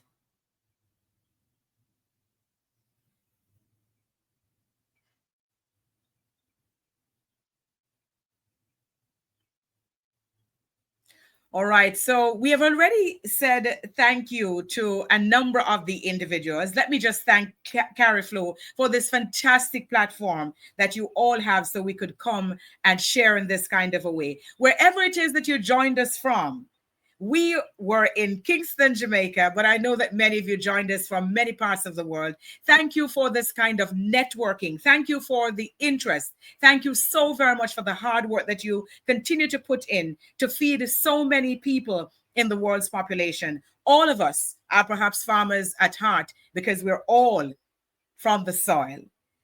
Thank you so very much. And I do hope you have a blessed Christmas, those of you who do celebrate Christmas. And of course, we look forward to an exciting 2025. Bless you all.